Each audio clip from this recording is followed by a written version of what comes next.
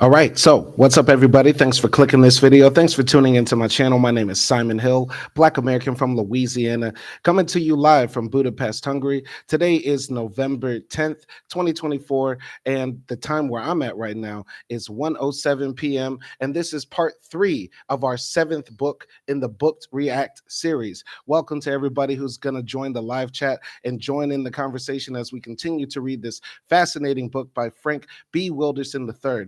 Published in 2020, you can pick it up on Amazon for the humble price of only $20 hardcover and about $12 in paperback. And yeah, we finished chapters 1 and 2, and we're in the middle of chapter 3. I didn't realize that chapter 3 was about 100 pages when I started the live stream yesterday, which is why I titled it, finishing chapter 3. But got caught up in some other things. Plus, we were on live for about 3 hours or so. So I wanted to cut it short because I know it might be hard for people to digest all of these books that we're reading here.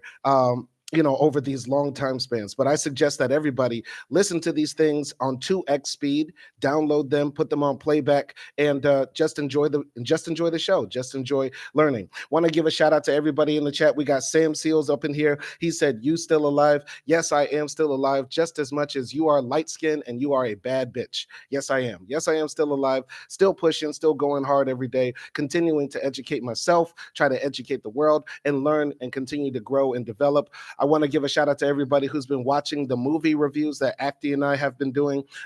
It seems like, we started that out of nowhere on this channel, and the views continue to go up and the support continues to go up. So I want to give a shout out to everybody who continues to watch those. And yeah, just thank you to everybody. Now, going to the book here, Afro-Pessimism, it's covering this, large meta theory that, Black people should be pessimistic about our lives, our future. And I would say it's sort of like a realist book, also being a biography, a political biography, a coming of age story about what it's like to be a Black man who grew up in the, late 70s, 80s, 90s, etc. And he's going through his journey of political, social, and just personal development. And I find it very resonating with me. Some of his stories that he tells, I can definitely relate to.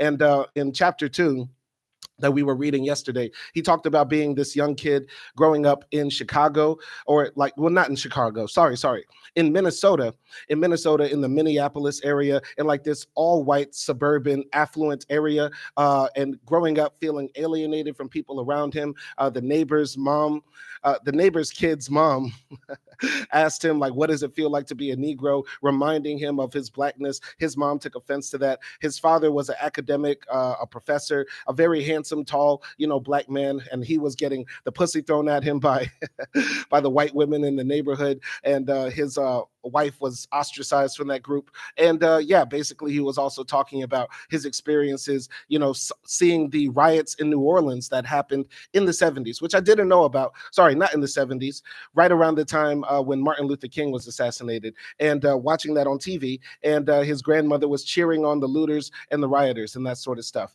And yeah, it was a very fascinating read. I highly suggest people pick up this book or watch the live streams of me reacting to this book. In chapter 3, he starts talking about his relationship with a very older MILF, a badass Angela Davis looking like MILF that he was in a relationship with, who had a kid, and he was about 10 years younger than her, and they were living together. And the chapter 3 was called Maddie Daniels is dead. Maddie McDaniels is dead. And in that chapter, his girlfriend, the MILF, got into a fight with the white woman who lived upstairs from her. And basically that caused them to be ostracized in their apartment complex. It was a very fascinating story, a very funny story. I laughed a lot during the last live stream. So we're going to pick up in the middle of chapter 3, and we're going to finish chapter 3. It's about 50 or so pages. We're going to take a crack at starting chapter 4, and then I'm going to cut this live stream short. So we might be on live for maybe an hour and a half, and I'll give my reactions to this text. So let's go. So Josephine and Cody and another man I'd never seen before carried boxes and crates alongside of the house. So for people that didn't know, follow the story so far, Josephine is the white woman who lived upstairs. And Josephine is now what we're calling liberal Karens. We have right-wing white women who go insane. Those are Karens. Josephine is now what we call liberal Karens. Cody is the white man who owns the apartment complex, who defended Josephine when Frank's MILF girlfriend got into a fight with Josephine, just to fill people in on the on the days of our lives here of this soap opera. Continuing. So we heard them go in the side door and up the stairs to Josephine's apartment. We heard them clinking away at whatever it was that they had in those boxes, but it started even before that. I once called Cody to fix the plumbing after our standoff in the courtyard. I was in the kitchen. Stella was in her bedroom at the front of the house. Malika was in the back in her room. Cody didn't knock. He didn't ring the bell. He was suddenly behind me in the kitchen. I told him he had to turn around, go back out to the porch, close the door behind him, ring the bell, and wait for me to come to let him in. Yeah, this is the thing. In this apartment complex, Cody keeps on Cody and Josephine seem like they can just enter Stella's apartment without permission. And Stella, by the way, is the name of the MILF. Malika is the name of her daughter. So this is like one of their big contentious issues. They seem like they have no boundaries with these white people that live with them, and they're always getting into fights about this. So he must have stood there looking at me for no more than 15 seconds, but I knew I aged 15 years. I don't know what made him do it, but he did. He didn't have the look of rage that Josephine had. He had the look of a man who strikes back in his own time. Cody's own time came slowly in drips and drabs. He and Josephine spent more time together, not only upstairs in her apartment, but in the basement under our dwelling. We could hear them laughing sometimes. Shortly after, the radiators hissed incessantly, but only at night. When we complained to Cody, he went down to fix them, and he'd pop up to Josephine's flat. In the night, the radiator made popping noises, not hisses anymore. The pipes would sometimes clink and clang for a minute or two, then stop, only to start again an hour, 2 hours, 3 hours later. It sucks living in those cheap apartments where you have thin walls. Luckily, where we're living now, we're like at the edge of the hallway where there's like nobody next to us, and whoever is next to us on the opposite side doesn't say anything. So thank God for that. But another thing, the thing about Josephine and Cody, Cody never fucked with Josephine before. Like before Stella, the black woman, got into beef with Cody, Cody and Josephine were like distant to each other. But all of a sudden, having beef with this black woman seems to bond them, which goes to show white people stay on code. White people stay on code. Whenever anything happens to one white person, they form like Voltron. The coalition of the Caucasians is strong, as always. Continuing here. Sometimes after that was when we saw Cody and Josephine and another man I'd never seen before scuffling down the hallway by the side of the house with the boxes and crates. We listened, our eyes now and then cast up to the ceiling, to the muffled tromp of far more feet than we were used to hearing up there. A day or two later came the muted clang of metal, sounds that were similar but distinct from the noises they had made in the basement when the radiators went berserk. It wasn't long before we felt first heat, then stinging, then slight burning sensations on our skin. We didn't call them burns. Beyond our complaints to one another, we didn't pay attention to seek medical advice until the itching grew into a slightly singed sensation. It seemed more intense at night. A general practitioner told us we needed to see a specialist, and the best in the field, he said, were across the river at the University of Minnesota Medical Center. I called them. They said they were booked for some time. I said, this is urgent. My name is Frank B. Wilderson III. My father is vice president for student affairs. My partner and I have been told by our GP we should be seen by someone in your department. We were seen within the week.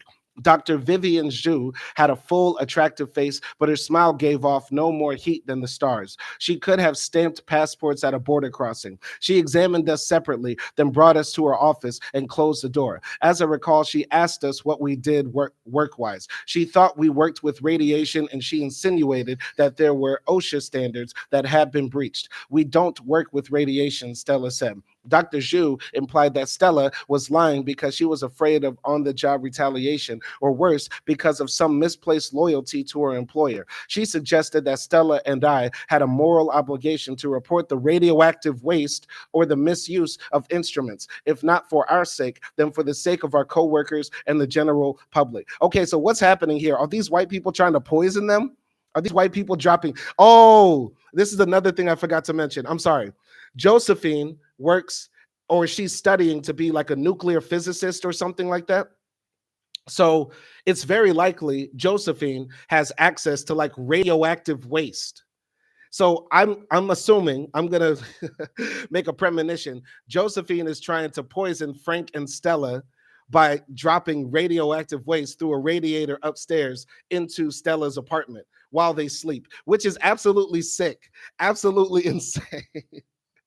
Yo, that is wickedness to another level. Like, I've never had beef with somebody to the point where I'm like, yo, I'm gonna slowly kill you through Chernobyl methods. Like, what type of sick, demented, twisted shit is that? Okay, continuing here.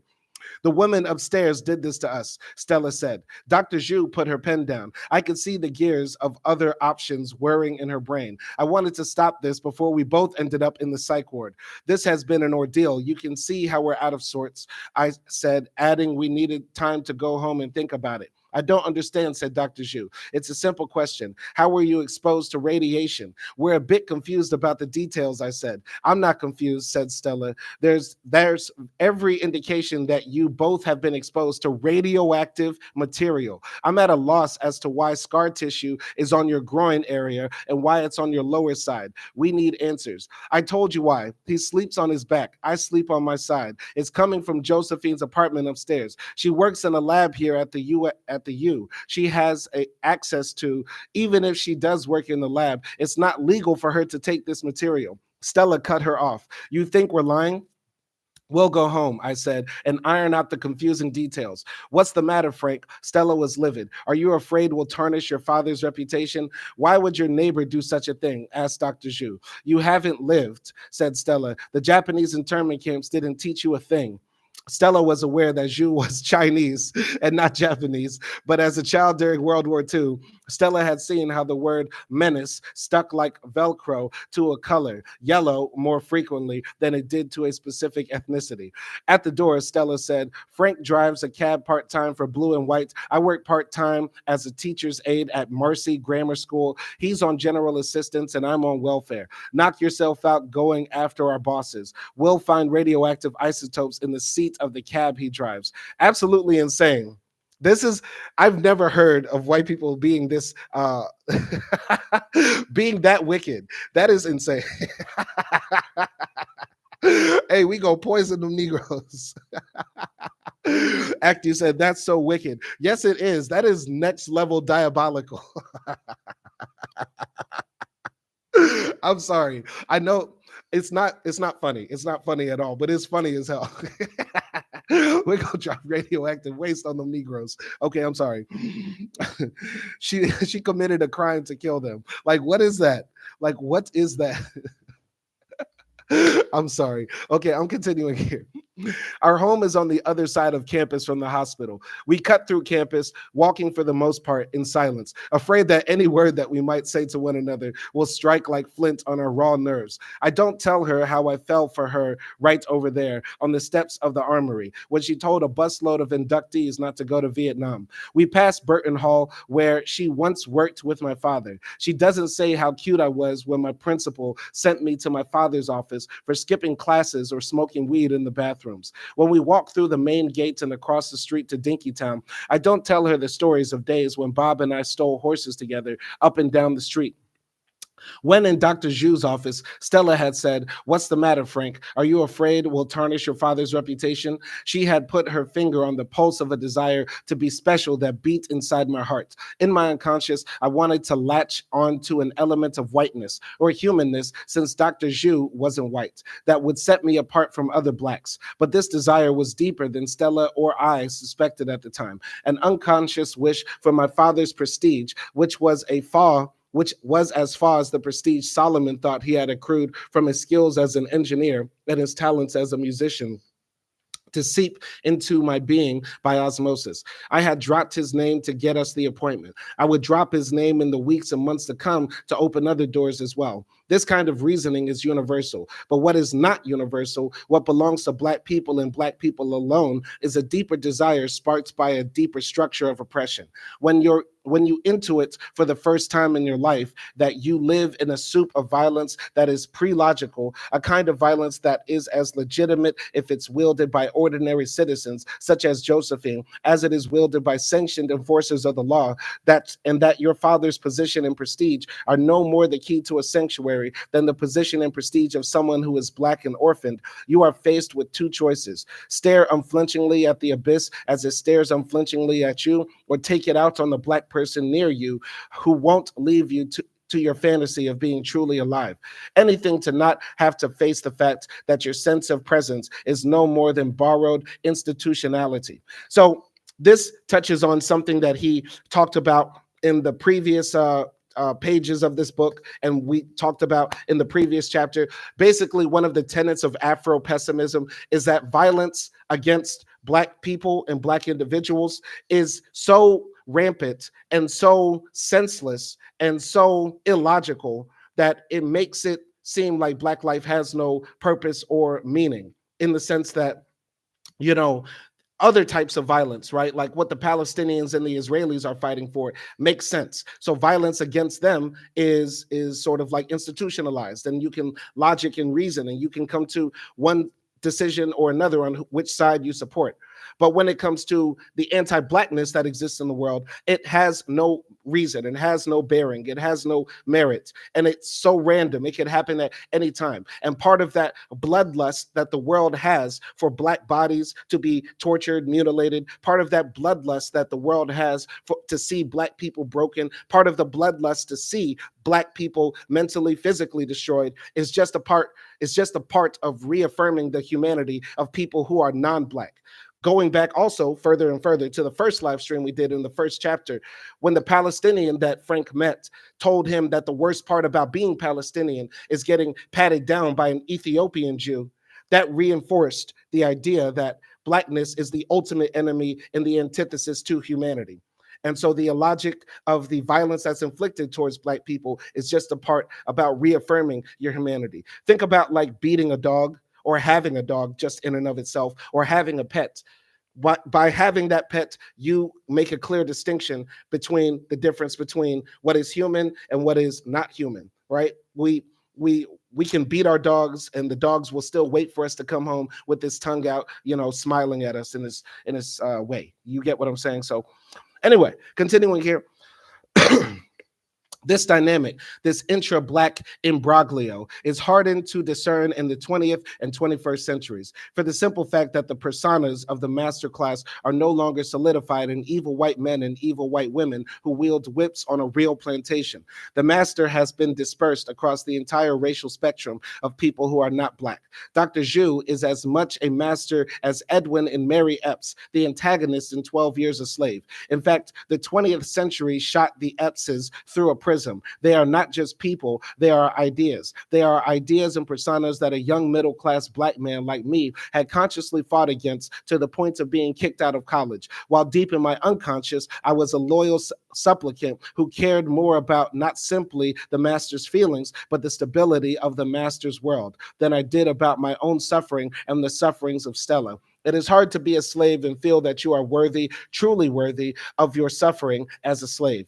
127 years before Josephine, before Cody, before Urban Risers, and before Dr. Zhu, the rift between Stella and me would have been clearer to see. We wouldn't have walked home in symptomatic silence, or discord would have been played out in the open. At times, Stella would throw her sense of herself as being from a special quasi-Black dimension at me, the way I threw my father's status and my Dartmouth pedigree at her. She would let me know of the competence. She held them up as object lessons that I could never be or learn. Sorry. She held them up as object lessons that I could never be or learn. That's how most Black couples fight and argue, by firing white and non-Black people at each other. No, it's more subtle than that. The bullets aren't the white or non-Black people themselves, but the ambiance of recognition and incorporation in a world beyond the plantation. We load our guns with deadly intangibles and shoot straight for the heart. Anyone who thinks 19th century slave narratives are reports on the past isn't paying attention. Such a person will experience the analysis of Afro-pessimism as though they are being mugged rather than enlightened. That is because they can't imagine a plantation in the here and now. But Afro-pessimism is premised on a comprehensive and iconoclastic claim that Blackness is coterminous with slaveness, meaning it's the same as slaveness.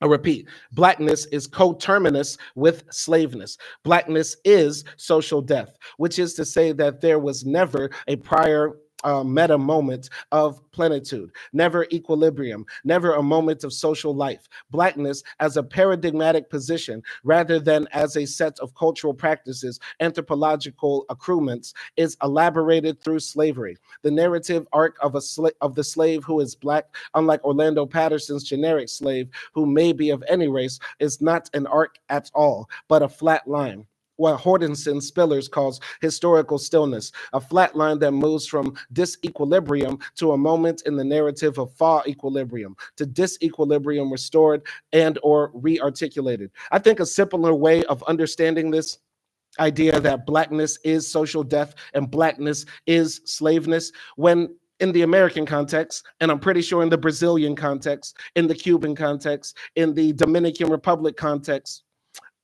in many parts of the Western world, when you hear the word slave, you think black. When you hear the word prisoner, you think black. Unfortunately, when you hear the word criminal, you think black, of course. Another way of thinking about it, we all remember when Trayvon Martin was killed and how right-wing media asked, what did he do to deserve it? Rather than why did this 17-year-old boy unjustly get murdered, right? He was unarmed, holding iced tea and Skittles in both hands, right? What the first reaction to hearing about Black Death is trying to find reasons why that person deserved it, rather than understanding the context of how this person died, and whether it was just or unjust. It's considered just in the sense that the Black person died, and it's unjust to consider their humanity, right? Because that's not the paradigm that we work in. That's my simpler way of understanding that. Continuing here, this kind of change, the transformative promise of a narrative arc, belongs to white men and their junior partners in a civil society, non-Black immigrants, white and non-Black people who are queer, and non-Black women, but only in relation to each other. By transformative capacity, I mean that through struggle, non-citizens in the legal and libidinal sense of the word, legal being Latinx, undocumented immigrants, for example, and libidinal being anyone from a documented immigrant of color to a gay person to a non-Black woman, can become citizens because they are still human. They are simply oppressed and therefore not so fully vested. But their transformative capacity stems not from their positive attributes, but from the fact that they are not Black. They are not slaves. These fully vested citizens and not so fully vested citizens live through intracommunal narrative arcs of transformation. But where the Black is concerned, their collective unconscious calls upon Blacks as props, which they harness as necessary implements to help bring about their psychic and social transformation, and to vouchsafe the coherence of their own human subjectivity. So just to bring this, because this is something I've said quite often. Before I even read this book, I sort of came to this conclusion. When we think about people moving from other parts of the world to the western part of the world, the goal is to chase whiteness. The goal is to be as white as possible. And even if you are a woman, even if you are gay, even if you are trans, as long as you are not Black, you have the capacity to transform into full acceptance into society. And it also makes me think that also where many of these people come from, where they immigrate to the US or Western parts of the world, they already have their own Black people. Somebody coming from Mexico, somebody coming from Brazil, somebody coming from Turkey, somebody coming from Morocco already has anti-Blackness where they come from. So they already understand somewhat the dynamics that they're entering into when they move to the US. And I would argue that because we live in a globalized world, this person doesn't even need to move. We live now in a global village. Everybody is on the internet, everybody's on Twitter, Facebook, and even if it's in a different language, many of the memes and ideas, and memes I mean in the sense of traditions and values and culture that spread mimetically, not the idea of a cat, in a picture. That's not what I'm talking about. I'm talking about the traditional definition of memes. Many of the memes regarding Blackness are already transmitted across borders, right? There's transnational whiteness, the idea that there is a unified set of white people or white collectiveness, right? So the same thing can also apply to anti-Blackness as well. Blackness and anti-Blackness are mimetically spread across the world. That's the point I'm trying to make. Continuing here. Nevertheless, the slave is a sentient being, therefore, an existent void of transformative promise, which narrative holds out to human subjects is a painful lesson for the slave to learn, much less accept. I am not suggesting that Black people should resign themselves to the inevitability of social death. It is inevitable in the sense that one is born into social death, just as one is born into a gender or a class, but it is also constructed by the violence and imagination of other sentient beings. Thus, like class and gender, which are also constructs, not divine designations, social death can be destroyed. But the first step toward the destruction is to assume one's position, assume, not celebrate or disavow, and then burn the ship or the plantation in its past and present incarnations from the inside out. However, as Black people, we are often physically unable and unwilling to assume this position. This is as understandable as it is possible. I think that might be the most important paragraph here. And I think when I made the poll here, I have the poll asking Afro-pessimism is a useful framework, a faulty framework, or the default framework. I think Frank would say this is the default framework to have, because what he is saying here is that we should assume, as people who are racialized as Black, that we are already socially dead. I repeat, if you are Black, you are already socially dead. I'll repeat it again. If you are Black, you are already socially dead. We must accept that fact the same way that we accept when we're born, when we come out of our mama's coochie, we're born to a certain class, born to a certain nationality, and genderized at birth. While some of these things can change, you can move up in class, you could even change your gender, you could change your nationality. Blackness is immutable. The same way death is also immutable for all of us, actual death. And the social death that Black people have is an immutable part of Blackness. Now, I think Frank is also saying here in this paragraph that we can overcome it. We should assume automatically we have social death and that we should radically try to transform that, burn the plantation, metaphorically, as he says. But many Black people do not have the heart to do that.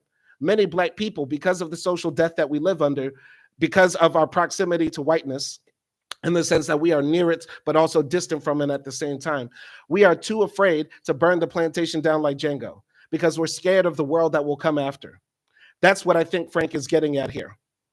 So I think that is very important. Within Afro-pessimism, there is Afro-optimism, I would say.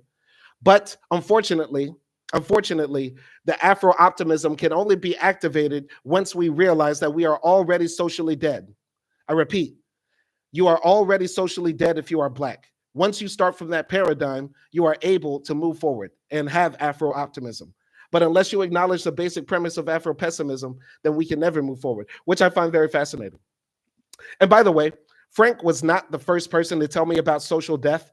The first time I heard about social death was in the second or third book we read this year in the Book React series by Allison Kinney. It's called Hood.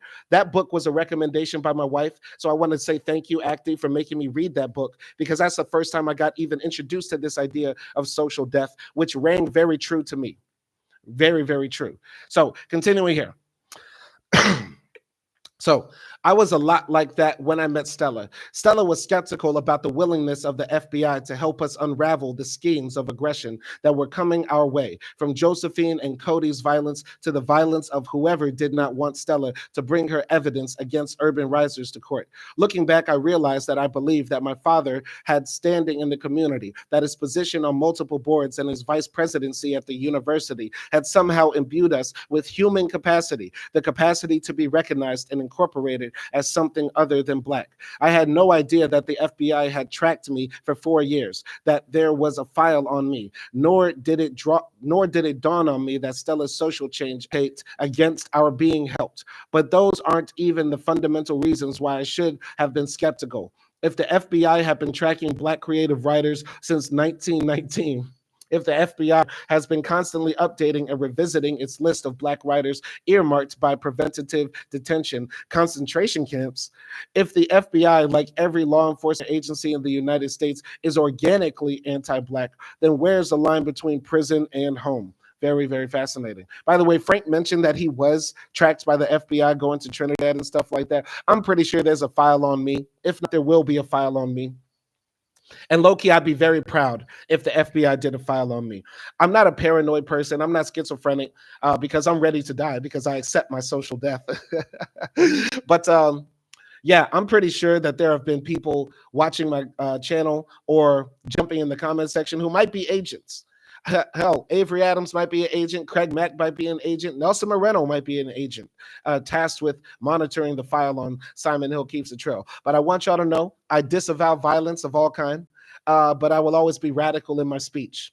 My speech is my weapon. My words are my weapon. My writing right here is my weapon. I will never pick up a gun, a bomb, nothing like that to ever inflict harm on anybody. Acti says I could be an agent. Acti definitely could be an agent. Definitely, definitely. But that would make me even better. That would make me even happier knowing that I put Dick up in a FBI agent, a big booty FBI agent. So thank you, FBI, for for sending me your sexiest agent that I smacked up and down. I smacked it up and down.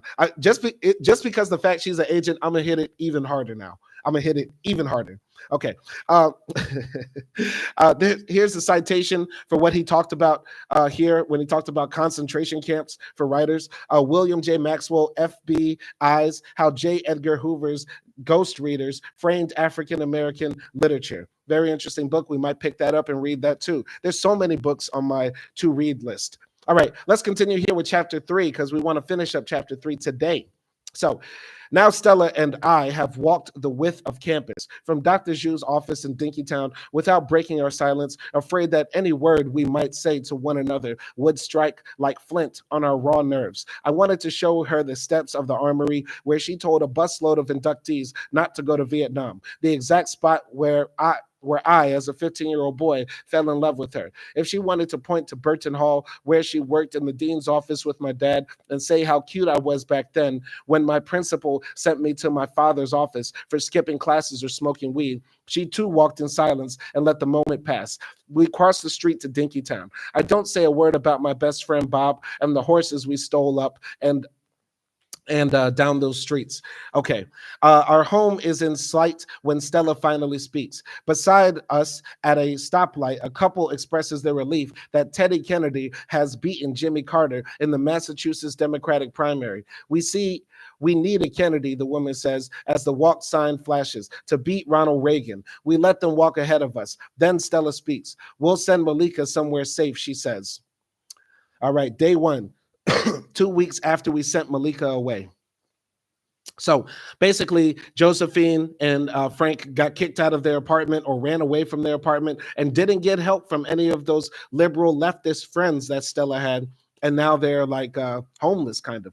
So the car that I have stolen from my parents' garage is a fern green station wagon with fall wood panels and 13 stickers from the national parks we visited when I was a child. Stella and I have no more than $100 and our food stamps, of course. We've been wearing the same clothes for the past 2 days, for we've had to sleep in them, and we've sent Malika away hoping she'll be safe. We'll send for her when we feel safe ourselves. But when is looking more and more like if. We left our home without thinking to bring Jamal's gun. Stupid, stupid.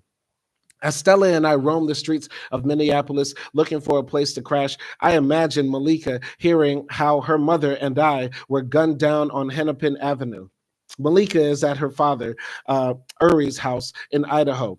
There would be no one to explain our deaths to her. More than once, I want to believe that I have Stella's back, that I would meet any violence that is headed our way bravely and forthrightly without thought of personal loss or discredit. Day 2. It's our second night in the living room of Stella's friend, a white woman named Olivia. Stella met Olivia 11 years before in 1969 at an anti-war demonstration, but she had only grown close to her later when they were LNPNs on the pre-Emmy ward at Hennepin County Medical Center in Olivia's apartment, but Chase is her man and he acts like it's his. Thank God it's not his. We would be gone if it was. He manages a restaurant and can't watch Johnny Carson when he gets home because we're camped out in his spot. His fingertips are yellowed from smoking cigarettes and his clothes carry hints of griddle grease. I don't know if they think we're out here asleep or if they don't know the kitchen door is ajar. As a nurse, Olivia is trained to speak in soothing tones. She can wrap heartbreak in cotton. But Chase is another story. I think he wants us to hear. Okay. Olivia, don't give me that crap about repairs being done at Stella's flat. Stella's toy boy's freaking shit scared. You can see it in his scared. Yeah, that's scared, not scarred. So you can see it in his face. He wants out. My bedding is a shag rug, some blankets, and a pillow on the floor beside the sofa. Stella is billeted on the sofa itself. I don't look up at her when Chase says he wants out, and my jaw tightens when he calls me a toy boy. For 2 years, I've wondered if Stella's friends think of me like that. A part of me wanted them to say it out loud, as Chase just did. Give it form, make it who I am. Olivia tells him she doesn't know the details and that he wouldn't believe Stella if Stella told him the truth. You're right. I wouldn't believe her. She's had you and those Dinkytown freaks hoodwinked for years. You all thought she was Angela Davis. She's not Angela Davis. You're no longer Olivia from the suburbs looking for a thrill. And the war ended 5 years ago. The war didn't end for black people, Olivia says. Black people, like the man who beat you for 7 years? Give me a number, Chase. A number for what? The number of years you're going to keep punishing me. He beat you, and I'm the one who's punishing you. You punish me for sleeping with Sonia's father. You punish Sonia for being mixed. Sue me. Chase for not being a racist. Sue me for being an independent thinker, and I'll tell you this for the price of a donut hole. Before it's over, her boyfriend's gonna bail. After 2 nights, we leave Olivia's apartment. We don't say why, and they don't ask. We drive 20 miles south to the suburb of Edina. I swear to God, Minnesota has so many mixed people. I don't know what's in the water of those 1,000 lakes, but when I went to Minnesota, all I saw were, it was like going to Germany. I don't know what it is. I don't know what it is. Above a certain latitude, people just start fucking whatever. Above a certain latitude, white women just say, yeah, I guess the white women just lay down. I'm sorry. I don't know what it is, but Minnesota, everybody was mixed. I saw some baddies. Up in Minnesota. And I saw a lot of baddies in Germany too. But goddamn, I don't know what it is. But I'm sorry. Let me stop. Anyway, day 3, 8:30. So a.m. We sit low in the front seat of the station wagon. We're parked down the street, but not so far that we can't see the front door. When the certified public accountant pulls out of his driveway, we leave the car where it is, walk around to the back where she lets us in, and slip down to the basement. It's cold down here in the cinder block basement where another white woman Stella knew from back in the day lives with her CPA husband. But we can only sleep here in the daytime. As we roamed from house to house, never telling all and sometimes none of our story, I noticed that we never went to any of the homes of black women or men Stella had known. Stella said that some of them had fallen on times harder than ours, and that they were also either under surveillance or might end up that way if we brought this to their door. On beach chairs, we crashed by the washer and dryer without taking off our coats. At 4 p.m, Stella's friend comes down to wake us. We must leave before the CPA gets home. We drive through the streets of the Twin Cities, waiting for morning when we can get some sleep. We've already learned where all the late night diners are. Day 4. This morning, we're stopped at the back door. Stella's friend says a neighbor has noticed. She'll die if that woman talks to her husband. She's sorry, but we can't come in. March at midnight can be colder than much of Alaska in winter. We sleep in the station wagon in the windless side of the Golden Gophers football stadium. We sleep in shifts so that the person who's awake can regulate the heat and crack the window now and then. If we stay here too long, we'll be hassled by the cops. Day 5, downtown Minneapolis, 3 a.m. At 3 a.m, we drive across the Mississippi River and make our way through downtown. The streets are empty. The traffic lights blink without purpose in the vacant night. Stella asks me if we're being followed. We smell like a week without soap. Okay, these people living like Queen and Slim. These people living like Queen and Slim, but for kind of no reason. I'm gonna be frank. Pun intended. Frank's daddy and mama are rich. They could easily go to the crib. Am I missing something? Am I missing something in the story? Frank's mama and daddy are rich. They could easily go to the crib. I feel like they're doing this just to be like living on the edge a little bit. Like they're not actually, being chased. They're not actually in danger. They just want to pretend. They just want to LARP, for lack of a better word, for for BLA activists on the run. Like they want to pretend like they're Asada on her way to Cuba. Acti says, do they hate Stella? I don't think so. I don't think so. I just think his parents might be a bit weirded out that their 20-something-year-old son is dating a woman who's pushing 40. You get what I'm saying? That's what it seems like to me. But I digress.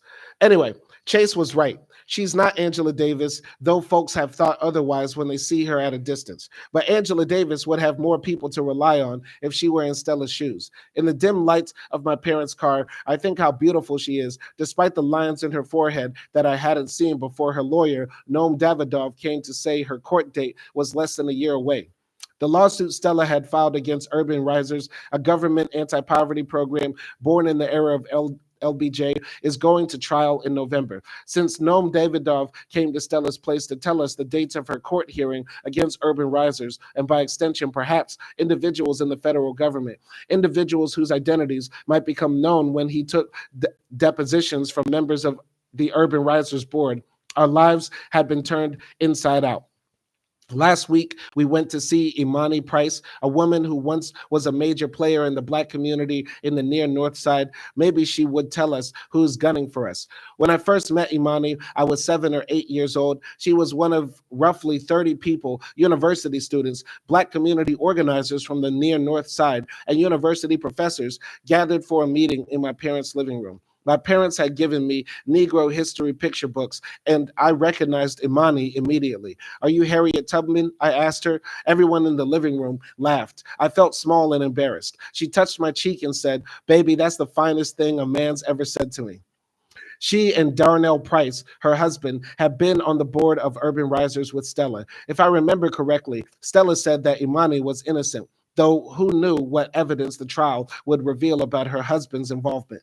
The main defendant was a man named Kapile Kenyatta, a dashiki-wearing hustler who, so went the scuttlebutt, had worked with Darnell and presumably Imani on other poverty programs besides Urban Risers, where money was skimmed off the top and where the resources were used for everything from the lining of their pockets to financing drug deals and prostitution to the purchase of real estate, such as one of the 2 largest homes in Kenwood, a baronial building that resembled a small Scottish chateau with a massive tower made of large hand-laid stones. This Scottish chateau in the heart of Kenwood was where Imani was living. She and Darnell separated after the last time he beat her.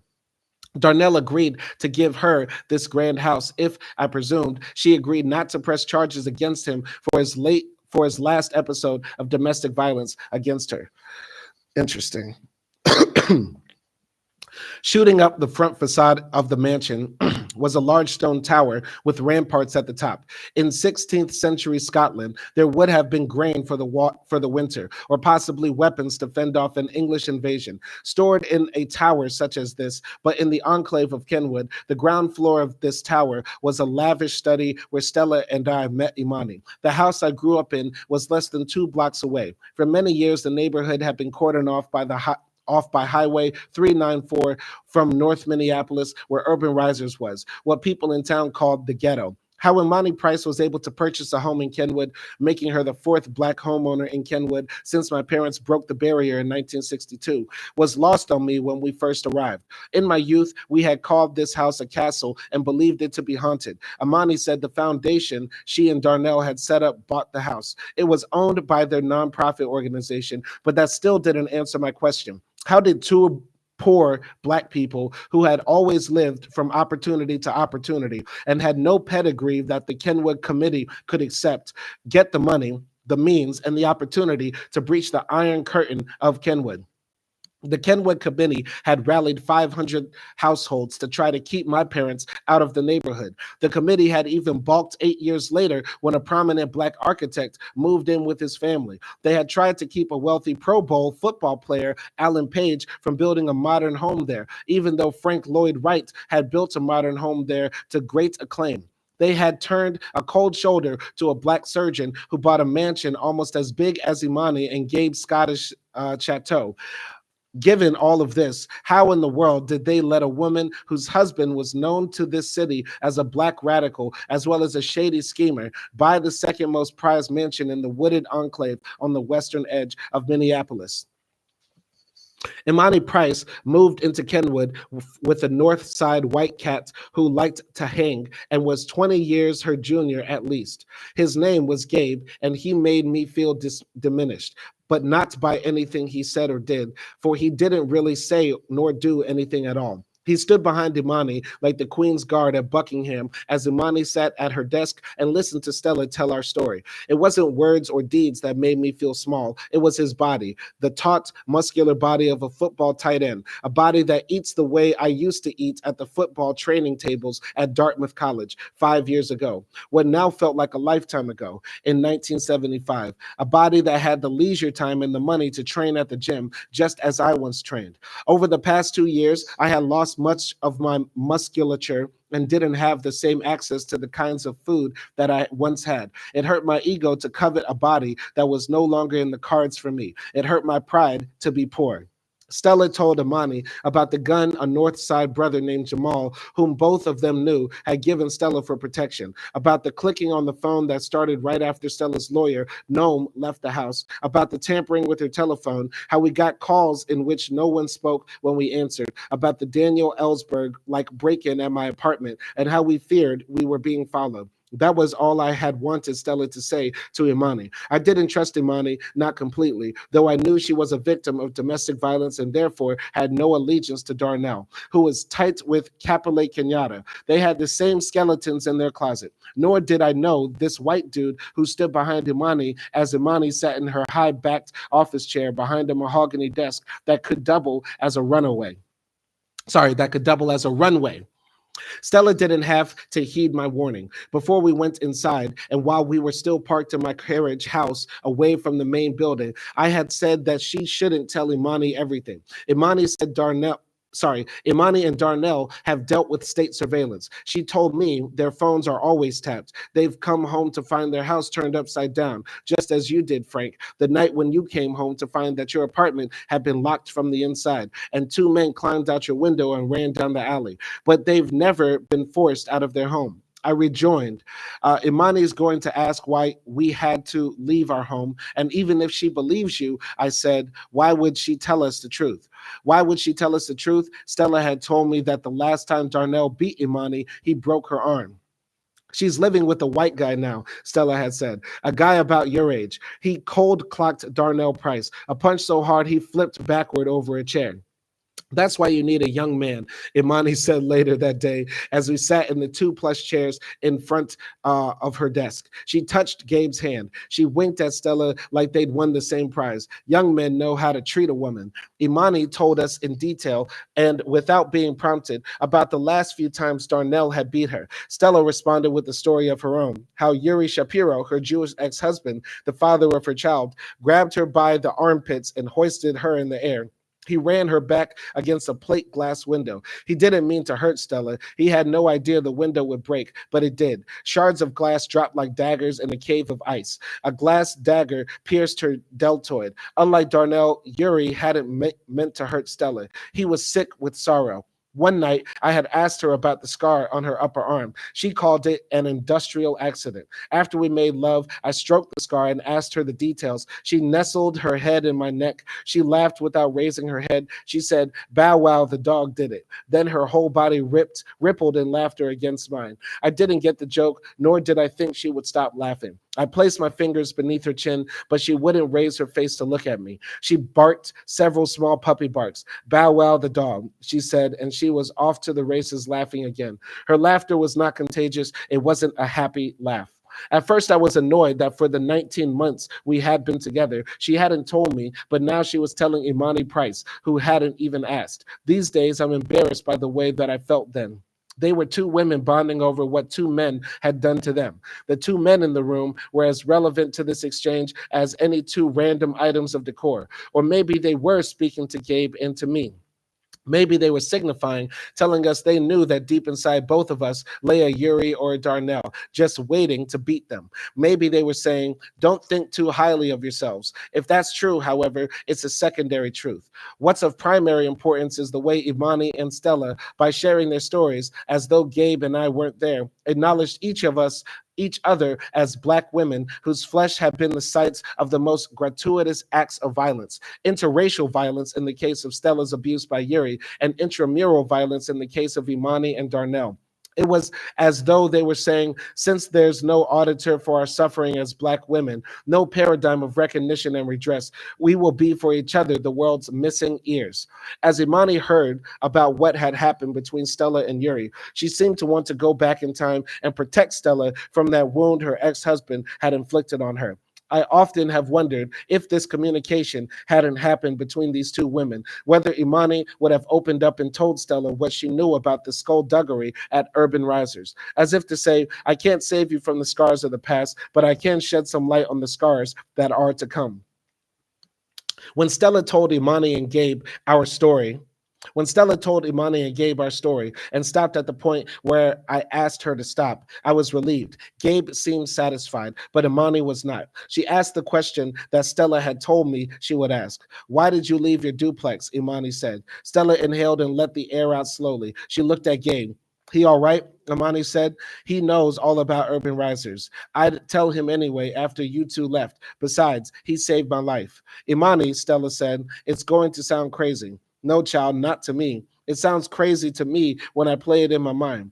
Then speak, get it out of your mind. This beast has no limbs. That's what makes it a beast, child. As Stella spoke, I clasped my hands in my lap and squeezed until they almost pained me. This is what she said. The white woman who lives upstairs was poisoning us. We were able to prove it, but one by one, the people who helped us gather the evidence, including a private detective that we hired with money Frank borrowed from his parents, backed down. In the end, they weren't willing to testify. They all flaked out in the end. And this all happened after Noam came with the news of the court date and after we went to the FBI to report what was happening to us. Not just Josephine, the woman upstairs, but all of it, like the break-in at Frank's apartment. We don't know what it all means. Imani laughed for the first time all afternoon. You're screwed, she said. That's what it means, child. Stella wasn't laughing, and neither was I, nor even Gabe, for that matter. Stella had one question for Imani. Stella said that our only hope was to find the two U.S. Marshals to whom Stella had spoken almost 8 years ago when she brought the issue of corruption to the fore. They had seemed like straight shooters, she said. She didn't want to go to the U.S. Marshal office cold, the way we had gone downtown to the FBI. She wanted those two individuals specifically, since they had been so accommodating to Stella in the past. Imani, Stella implored, will you make contact with those two for us and tell them we want to meet with them? Imani shook her head. Honey, she said, leave it alone. Those two U.S. Marshals were in Capile Cañada's pocket. He was in their pocket. They were stroking each other's dicks. The Marshal led you on. Why do you think it's taken all this time for you to go to trial? So, day 12. Day 5, 3:10 a.m., downtown Minneapolis. So I could have made the light at 3rd and Hennepin, and I would have if I didn't need to turn. Stella is asleep, and a sharp left turn would jar her. The Minneapolis Central Library is here. In the daytime, it's graphite, glitter, and glass. Tonight, it's a fortress, like something from the previews of the second Star Wars film that they say will come out in May. It was a lifetime ago when Stella, Malik, and I made this library our home away from home. Stella taught Malika how to use the Dewey Decimal System and took her to the puppet shows and children's reading hours. We read there. I wrote there. Stella studied languages and borrowed sheet music there. 3 people without the money or the means for recreation can live well at the library. It seems like ages since we shed the skin of that life and sent Malika to safety. It seems like a life that belonged to someone else. 3:10 and 37 a.m., down to the second. There's a car growing large in my rearview mirror. It's bearing down on us. The light is still red. If it doesn't stop, it will ram us from behind. Stella hasn't seen it because she's asleep. 3:38 a.m. Okay, so only a second later. Why can't I take my foot off the brake and floor the gas pedal? I can't scream. I can see Stella in a neck brace. I can see myself folded into a wheelchair. I feel a clutch in my chest, but I still don't move. Just before it rams us from behind, the car swerves. It stops beside us. 2 lean faces leer at us. The driver revs the engine. It's souped up Datsun 24OZ. The motor growls again. They're teenagers in leather jackets, not men. They want to know if we want to drag race down Hennepin. The light changes twice before I can stop shaking and drive. Okay. Frank is just living his James Bond lifestyle in Minneapolis. Okay. Uh, I drive on Hennepin the length of downtown and follow it even as it turns upward, turns uptown at the Basilica of St. Mary, where my parents have a pew. At Franklin and Hennepin, the Lowry Hill liquor store is dark and blinkered. I can almost smile at those nights right at closing when Dad would careen this fern green and wood paneled station wagon that we have now stolen into that parking lot. Under the liquor store's neon sign, he'd leave me in the car with the engine running. Hans Knudsen, the night cashier, had a soft spot for my father, which helped a lot at closing time. Gophers were down by a field goal, Dad might say, by way of apology and explanation. And Hans, who might have just turned the inside lock, might smile and say he knows how it is as he unlocks the door and lets Dad inside. Going into the comments, Nelson Moreno says, racism is undefeated. Ain't that the truth? Ain't that the truth? But we must accept our social death as Black people. We must accept our social death as Black people. We must accept our social death as Black people. Stella awakes and turns the radio off. We aren't married, she says. You don't have to put yourself through this. She wants me to say I'll stay to the end, whatever the end might be. Perhaps she wants to tell me that that she is too afraid, but she wants to be brave for both of us. So 3:26 a.m. It starts to drizzle as we pass the Lowry Hill liquor store. Raindrops purl on the window and whisper in the tires. I turn the radio back on. The tenor saxophone of Gene Ammons lays some leather on a ballad I've heard Stella play on her flute. She taught me the lyrics, but it's not a night for singing. We drive on without the human voice, the saddest of instruments. Where should we go? She asks me. I say, I don't know. We've run through all of our friends. Most of my friends are away at college. Some live at home with their parents, but we can hardly rock up to their houses with our story and all its moving parts. The one who isn't at college or at home is dead. While I was at Dartmouth, Bob Stone went to prison. We didn't write for the 4 years I was gone, not even during the year he spent behind bars. Rumor has it he was raped inside. All I know for sure is that when they released him, he walked down to where the trains passed the river and lay down on the railroad tracks. They're going to hate me even more, she says, and I know by they, she means my parents. When they get back from Moscow and find out you took their car, they don't hate you and they won't find out. Your long, tall dad said he liked my corncob pipe when I worked in his office at the university. It was like the one his grandmother smoked. You told me. She was standing right there. She didn't say anything. I knew Stella meant my mother. She must hate me now that we're together. Why would she hate you? Because my dad liked your pipe? I'm sure she wonders what's wrong with you. I'm not the first old woman you've been with. 40 isn't old. I'm old enough to be your mother. You would have been 16. It's my way of saying I'm sick and tired of your negativity, sick and tired of hitting set at strangers' houses with stories about being followed, about Capilet Kenyatta and his henchmen, about Josephine poisoning our flat with radiation, about the FBI and U.S. Marshals and whoever else doesn't want you. Okay, you, Stella, not me, to blow the lid off corruption and some poverty pimp program no one gives a damn about. I want to go back to Dartmouth, and that's enough about my mother. But I say none of this. Stella goes on as if she hasn't heard a thing I've thought. I got to say this. It sounds like to me, Frank is in a relationship with a girl who is crazy, and she got that good cooch. She got good cooch, and she's crazy. A little bit. You know, you can mess around with somebody psycho and they could bring you down a little bit. Now, I'm not saying like Stella is like loony, like crazy, but you know, she's living like a very alternative lifestyle. And like I said before, I said this in the last live stream, Stella sounds like Erykah Badu.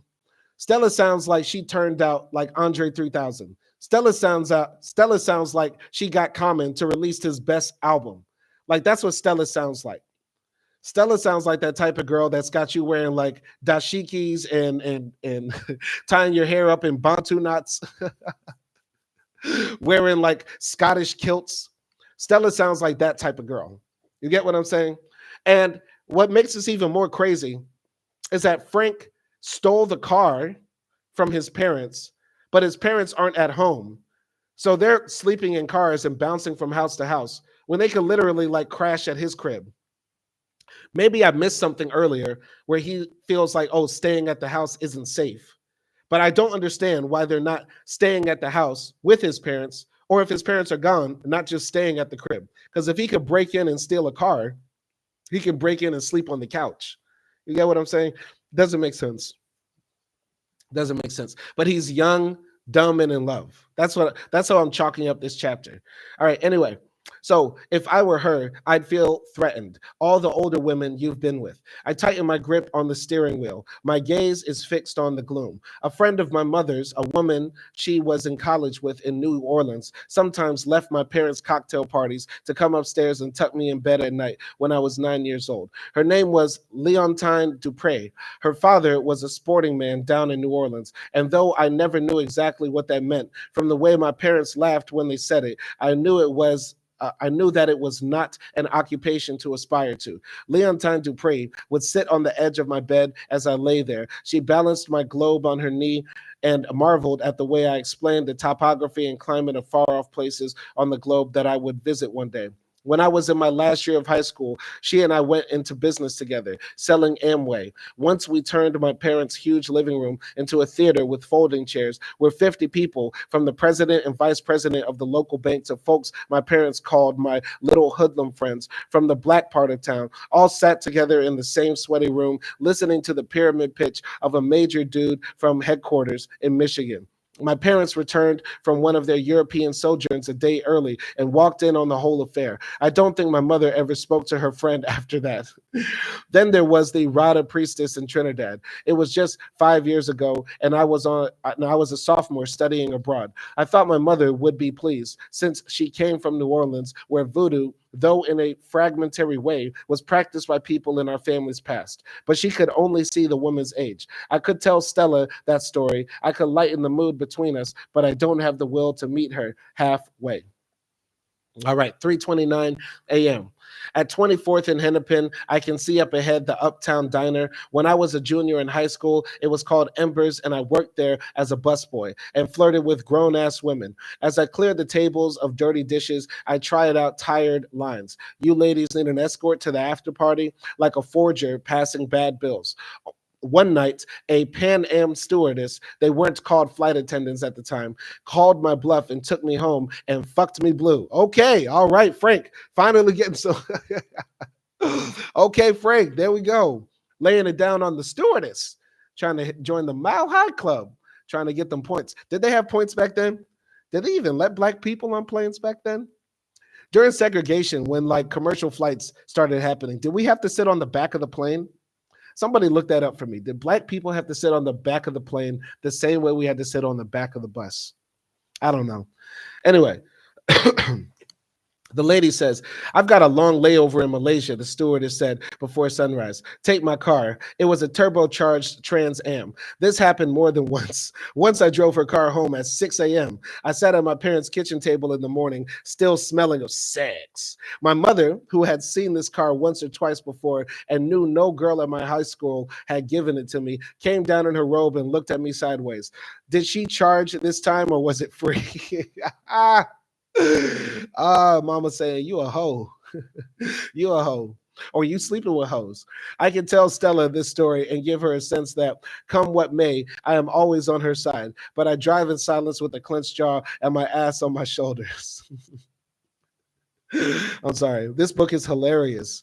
All right, 3:31 a.m. It suddenly dawns on me that we have abandoned our apartment without taking Jamal's gun. A fine rain coats the windshield. The streets are deserted, and I feel no need to see clearly. Colored beams from street lights splinter on the glass. Stella tells me to turn the wipers on. So Acti says in the comment section, no, in 1936, the Civil Aeronautics Board outlawed segregation on all American civil flights. There was probably some kind of de facto segregation practiced by ticket agents when buying tickets in person. Or airports in the South may have had separate waiting rooms, but officially all commercial flights were colorblind. That's very interesting. That's very interesting. That's very interesting story. Thank you, Acting, for sharing that information. Because it would be weak as hell to be like, because to fly back then, you had to be rich. Like only big ballers, shot callers were like flying. And back then, like, you know, the stewardess would come and like bring you like a whole steak dinner. You would smoke a cigarette, you know what I mean? Like on that thing. Talk on a cell phone. Yeah, they had cell phones back then. You on the flying commercial was like flying private nowadays. You get what I'm saying? So imagine you like the richest nigga in like Minnesota and you fly in a jet and they make you sit in the back and they just give you peanuts. So, Acti says black airlines sometimes bumped black passengers off of flights to make room for white travelers, even during refueling stops. That is hilarious. That is hilarious. I'm sorry. Racism from white people in the past was absolutely hilarious. That is the funniest thing. Imagine like you have like you're flying from like Los Angeles to New York and the plane stops in like Kansas somewhere, or even worse, God forbid, Tennessee. Ugh. And you just say, all right, nigger, get off. Pilot comes out and says, okay, everybody, we're going to have to make a layover in Tennessee, Memphis, Tennessee. So we're going to have to ask David, David, the colored man, David, get off. We have to make room for some white passengers. That's hilarious. That is the funniest thing that could ever happen. I'm sorry. All right. Continuing here. All right. So it suddenly dawns on me that we have abandoned our apartment without taking Jamal's gun. A fine rain coats the windshield, the streets are deserted, and I feel no need to see clearly. Colored beams from streetlights splinter on the glass. Stella tells me to turn the wipers on. More than anything, I want to go back to school. More than anything, I hate myself for this feeling. I keep thinking of the grown-ass man or the grown-ass men Stella had been with, whom I can't hold a candle to. None of them would be driving aimlessly through the night, running from Josephine and the people who don't want an urban risers trial.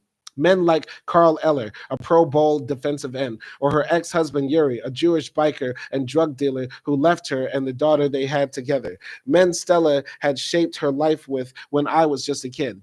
What are you doing to protect my daughter? Yuri said to me when we called at him after seeing Dr. Zhu. He knew the answer to that. He had just spoken to Stella. I didn't need a dressing down from him. I should have shaken my head when she handed me the phone. I felt like a runaway slave who crossed the river and left his family on the other side to meet the bloodhounds alone. What are you doing to protect my daughter? That's what Yuri said from his cabin somewhere in Mountain Time. Fuck you, Yuri, and the horse you rode in on. I said, what do you expect? For me to get a gun and go upstairs and bust Josephine's door down? Yuri didn't say anything. I thought at that moment that I had won. Cat's got your tongue, white boy. But then Yuri said, you don't have a gun? In my mind's eye, Yuri was shaking his head. Jesus, put Stella back on. Okay, that's America for you, baby. That's America for you. So, over the next 2-week period, we asked some of our friends to spend a night at our flat. We wanted to see if they experienced the same sense of heat on their skin that we thought was the source of our burns. But we didn't tell them that what Dr. Zhu said. We couched it in terms of the noise and the racket that Josephine and Cody had somehow created in the radiators at night. They slept on the sofa outside of our bedroom. In the morning, they told us that they felt strange sensations in their skin. One of them was a concert pianist whose sense of touch and hearing were as wired as the sense of smell in bears that can smell anxiety on a human body from 5 miles away. He said he had dreamed that he was on fire. He went to the bathroom and washed his face in cold water. At breakfast, we would tell our friends what Dr. Zhu had said. They all said they would give their testimonies and sworn affidavits when the time came. Olivia, whose partner Chase would soon want nothing to do with us, was so concerned for our safety that she brought rolls of aluminum foil and a bucket of thin nails to the house. On a ladder, she nailed huge swaths of foil to the ceiling. She was satisfied with herself when she came down from the ladder. You're not the only one, she said to me, who's going to have their gonads burned. This will give them a taste of their own poison. All right, go in here. Acti says, why would you experiment on your friends? That's kind of desperate. Yeah, it is. But, you know, once again, there are 2 Black people who are living like on the edge. They're radicals. So, you know, get your friends to come to back you up to say, hey, did you experience the same thing too? I sleep in this bed and it feels like my skin is peeling. So, yeah, why not? I don't know. You're not the only one. So anyway, but all of this wasn't good enough for me. So I went to my parents with an honest lie. I told them I needed money to get myself together, stopping short of saying that I planned to return to Dartmouth. The money in hand, Stella and I took the bus to the suburb of St. Louis Park. The private detective that we hired came to the house the next day. I can still hear the rapid fire frequency of audible clicks and the way Stella gasped, part in horror, part in vindication, as we watched him wave the wand of his Geiger counter around our bedroom and the living room. Today, as I write, I still feel the horror that we felt at that time, but the feeling of vindication that Stella and I shared has gone. Today, as I write, I wish his machine had made no sound at all. He promised us he'd write a report we could take to the police. We thought we had what we needed to go to the authorities. A white detective was going to give us his report from the Geiger counter. Our friends would tell the court about the sensation of singe they felt in their skin. And then there was Dr. Zhu. So we went downtown to the FBI as well as to Tony Buzza, the brand new chief of police, who was known as the Democratic Farmer Labor Party reformer and not a friend of the cops beneath him. There were 3 agents in the conference room of the regional headquarters of the FBI. The agent who asked all the questions was a white woman. It would be wrong to say we were on cloud 9 as we walked the streets of downtown from the FBI to Tony Buzza's office, but it is right to say we were proud of ourselves. And the suit against urban risers aside, we both had hope in the system. Stella had calmly and meticulously told the female agent why this was a federal matter. Josephine must have violated some federal laws by bringing hazardous material home from her place of employment. That was the first reason. In order to explicate the second reason, Stella told the agents the story of her suit against urban risers and of all the strange forms of low-intensity harassment we had been receiving since Noam Davidov came to the flat last fall. If Josephine had been recruited by shadowy figures who did not want Stella's secret recordings of urban risers, board meetings, and the furtive copies of invoices and other documents that could prove embezzlement and collusion on the part of people in the government to be made public, then this was more than a police matter. It was something the FBI should look into in an effort to guarantee our safety from March to November. If this were a novel, I would write it in such a way as to give Frank and Stella a bit more common sense. They wouldn't act so rashly. They would know not to be so naive as to think that one federal agency would help them investigate a can of worms that could lead to the indictments of an unknown number of people in another federal agency in order to keep 2 Black people alive long enough to win a large settlement and send their colleagues to jail. Yeah, it does sound crazy when you break it down that way. Okay. Yeah, that wouldn't make narrative sense, but it wasn't a novel, and we were tired and hurt and bursting with hope. Uh, A week went by and no one called, not even the private detective. We went back to the FBI. This time they were hostile. The white woman even yelled at me when I asked her to tell me what steps she had taken to investigate our claims. She told us we had to leave. There was archness in her voice when she said, the only reason we listened to you at all was because of your father and his position. She flung her arm toward the Mississippi River at the university. The second time we went to see him, Tony Buzza told his secretary to tell us he was gone. We thanked her and said we'd try to get him next week. Instead, we sat for at least an hour on a smooth wooden bench down the hall from his office. We saw him come out of a door a ways down the hall from the door to the reception area. He had taken 2 or 3 steps in our direction before he saw us. He turned and walked briskly in the other direction. We ran down the hall as fast as we could. The reformer's face was wild with rage as he told us to leave him alone. One by one, our friends told us they were sorry. Sorry, but they couldn't go through with it. They all felt bad about backing out, and consciously, we did not hold it against them. I think that Olivia might have felt the worst about it. If we needed anything, she said, anything besides her testimony, she would be there for us. The concert pianist had just been accepted to medical school. He told me his dad told him to have nothing to do with me or with Stella and her case. I asked him when precisely his father had warned him off. He gave me a look that said he didn't know what I meant. Did your father raise this out of the blue? I clarified, before you told him about the night you spent on our sofa, or did he give you this advice after you told him about spending the night? He didn't answer me. He didn't have to. I asked him, I begged him to let me speak with his father. Someone got to him, I explained. Someone's getting to everyone, but he just held both his palms in the air and shook his head and walked away. It took me an hour to go by bus to St. Louis Park, where the private detective's office was. Like Booze's secretary, the detective secretary lied to my face. He's been on a case in North Dakota. He'll call you first thing when he gets back. We were on the second floor of a modest office building. To her back was a large bay window. He scuttled through the parking lot. I told her to turn around. I called her a liar and I ran.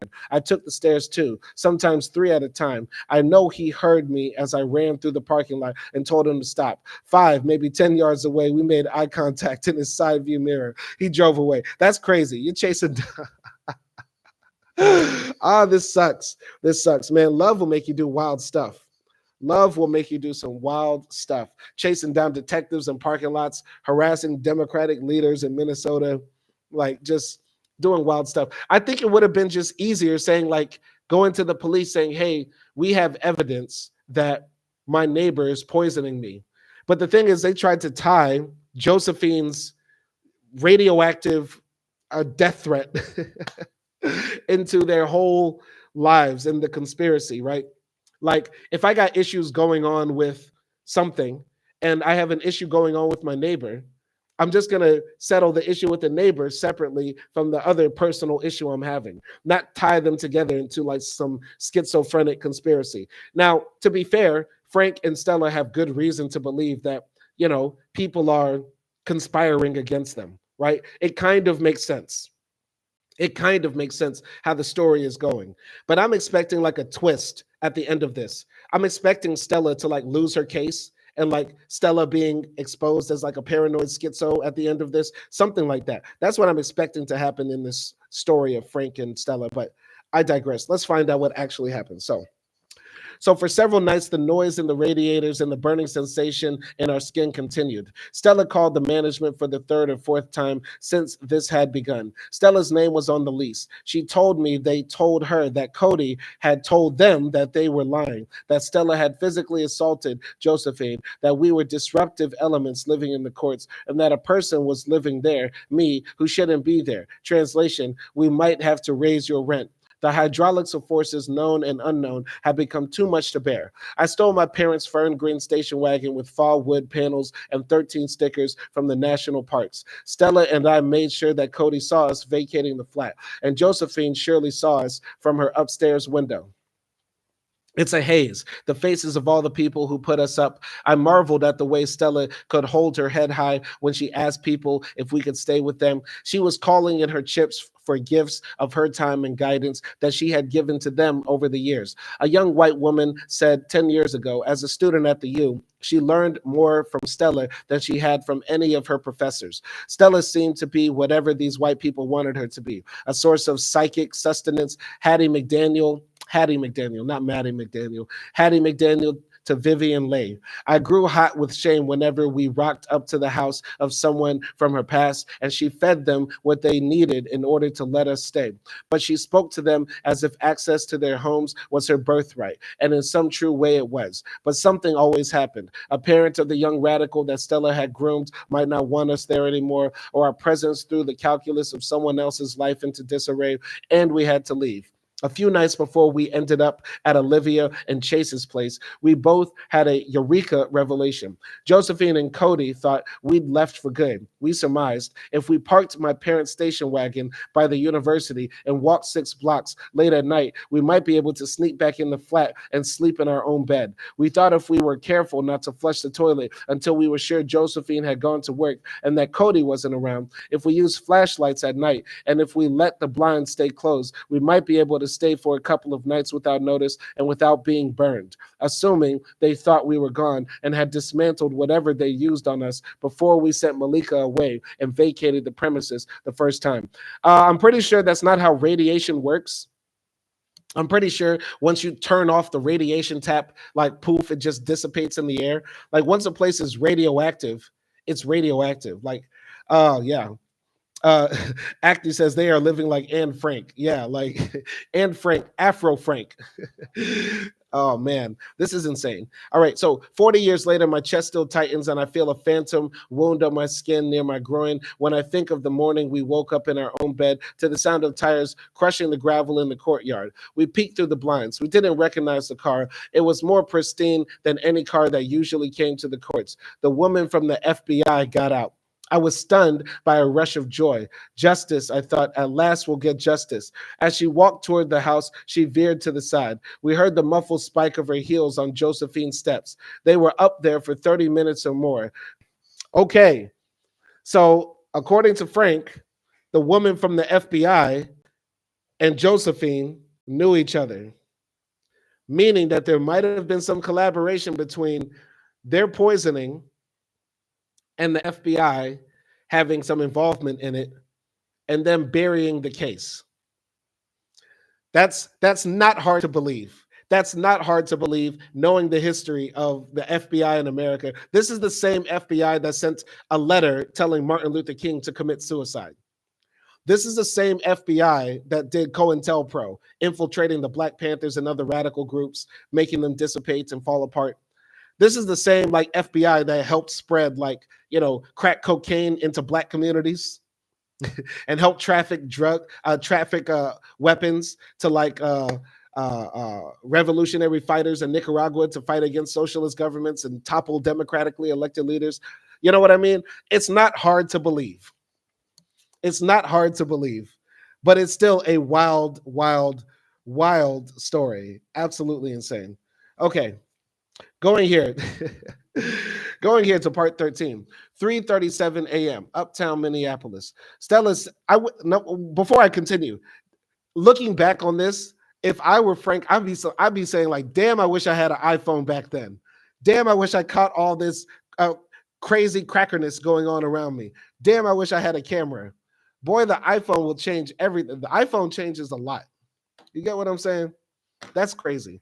Anyway, 3:37 a.m., Uptown Minneapolis. Stella says she knows an ex-weatherman. We can crash at his crib. Not only had the weathermen and women found safe houses for the Black Liberation Army, but they had made false driver's licenses and purchased guns in shops where Black buyers couldn't without being put on a list marked in need of surveillance.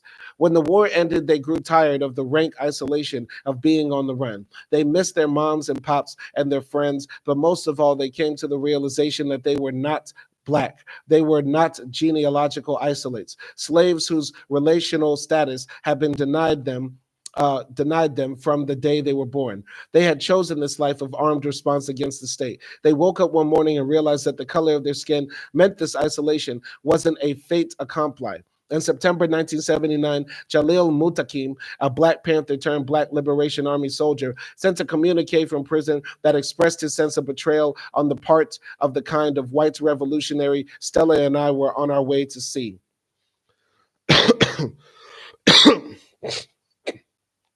Sorry. By 1973 to 1975, Euro-American Revolutionary Armed Forces refused to give meaningful material and political support to the Black Liberation Movement, more specifically to the Black Liberation Army. Thereby, in 1974, the Black Liberation Army was without an above-ground political support apparatus, logistically and structurally, scattered across the country without the means to unite its combat units, abandoned by Euro-American Revolutionary Armed Forces, and being relentlessly pursued by the state reactionary forces, COINTELPRO, FBI, CIA, and local police departments. At 26th and Hennepin, I parked near a phone booth. Moonlight glistens in the rain-slicked street. I ask her why she didn't mention her weatherman before. She tells me he could still be under surveillance. No cars are behind us, and as far as I can see, from here to 28th Street, where Hennepin humps in a small bridge over the railroad tracks, there is no one ahead of us either. How will we know if he's not still under surveillance? We won't know, she says, unless they want us to, and that could be worse than not knowing. On the southwest corner of 26th and Hennepin, I am 8 years old again, with my $2 wrinkled for a bucket of Kentucky Fried Chicken. My mother is waiting in the car. This is the only KFC with elegance, my mother tells me. Hey, there is always that one fast food spot that was a bit more fancy than others, because there was like a ghetto McDonald's, and then there's like, the bougie McDonald's, McDonald's or something like that. You get what I'm saying? A KFC with elegance. That's something like my mother would say, low key. Hey, but nothing's more fire than a Taco Bell with elegance. And that's what I'm gonna say. I'm going back to America. I can't wait. FBI, CIA, I hope you're waiting for me. Detain me at the border. Take me, take me, take me. But let me just say this. Before you bury me under the jail, before you charge me with all sorts of crimes of sedition against the state, before you accuse me of being a radical or have me on some watch list, let me dine at a Taco Bell with elegance. Let me dine at a Taco Bell with elegance. Let me dine at a Taco Bell with elegance. That's what I want to do before I pass. My last meal, a big quesorito, a Crunch Wrap Supreme, a Mexican pizza. That's what I want. That's what I want. All right. So my mother is waiting in the car. This is the only KFC with elegance, my mother tells me. I'm sorry. That's hilarious. I can't read after that. I'm sorry, continuing. The only one wedged in the protruding corner of a stylish Victorian complex of flats, reminiscent of the triangular Flatiron building in New York. The door is built into the base angle of the building, and above the threshold twirls a giant red and white striped bucket with the colonel's face emblazoned on it. This is the memory that floats back to me as I watch Stella put coins into the telephone. How I loved buying food for my mother. I loved skipping into KFC beneath that giant candy cane striped bucket of chicken that rotated on a rod above the door. But at night, however, I dreamed that stripped bucket fell on my head and cracked my skull. I would wet the bed and wake up hungry. Okay, there's no way if I write my political memoir, fried chicken will be included in it, period. Come on now. Come on, Frank. Come on, Frank. Come on, Frank. We shouldn't be writing about fried chicken in an Afro-pessimistic semi-biography. Let's not do that. Let's not do that. Luckily, I don't eat fried chicken no more. I want y'all to know this. I don't eat fried chicken no more. All right. It's raining harder now. Stella cradles the phone. She slides the door and sprints to the car. I lean over and open the door. How much did you tell him? I ask her. I said I'd explain when we got there. I plead with her not to tell him about Josephine, and don't tell him that we saw the FBI agent who was supposed to be helping us go into her flat. He can handle it, she says. She tells me he's seen and heard of worse. I gird myself. I follow my breath in and out of my nostrils. Count to 10 and hope to die, the saying goes, and don't say anything else. But she can read my mind. There's more than $100,000 at stake in this case that'll take urban risers down for corruption, she says. We could be in Spain or Morocco right now. I wouldn't be on welfare. Malika would be here if all I wanted was the money. 3:51 a.m. A dark form draws nearer in the rearview mirror. But we are still arguing, and it doesn't take shape as a word in my mind. Now cats off light, claw in the mirror. I floor the accelerator. Don't speed, Stella warns. He's in my ass. Slow down, the streets are wet. I slow down as she says, but he draws up to our bumper and blinds us even more with his high beams. I speed up and she says, you're going to get us killed. 3:51, 30 a.m.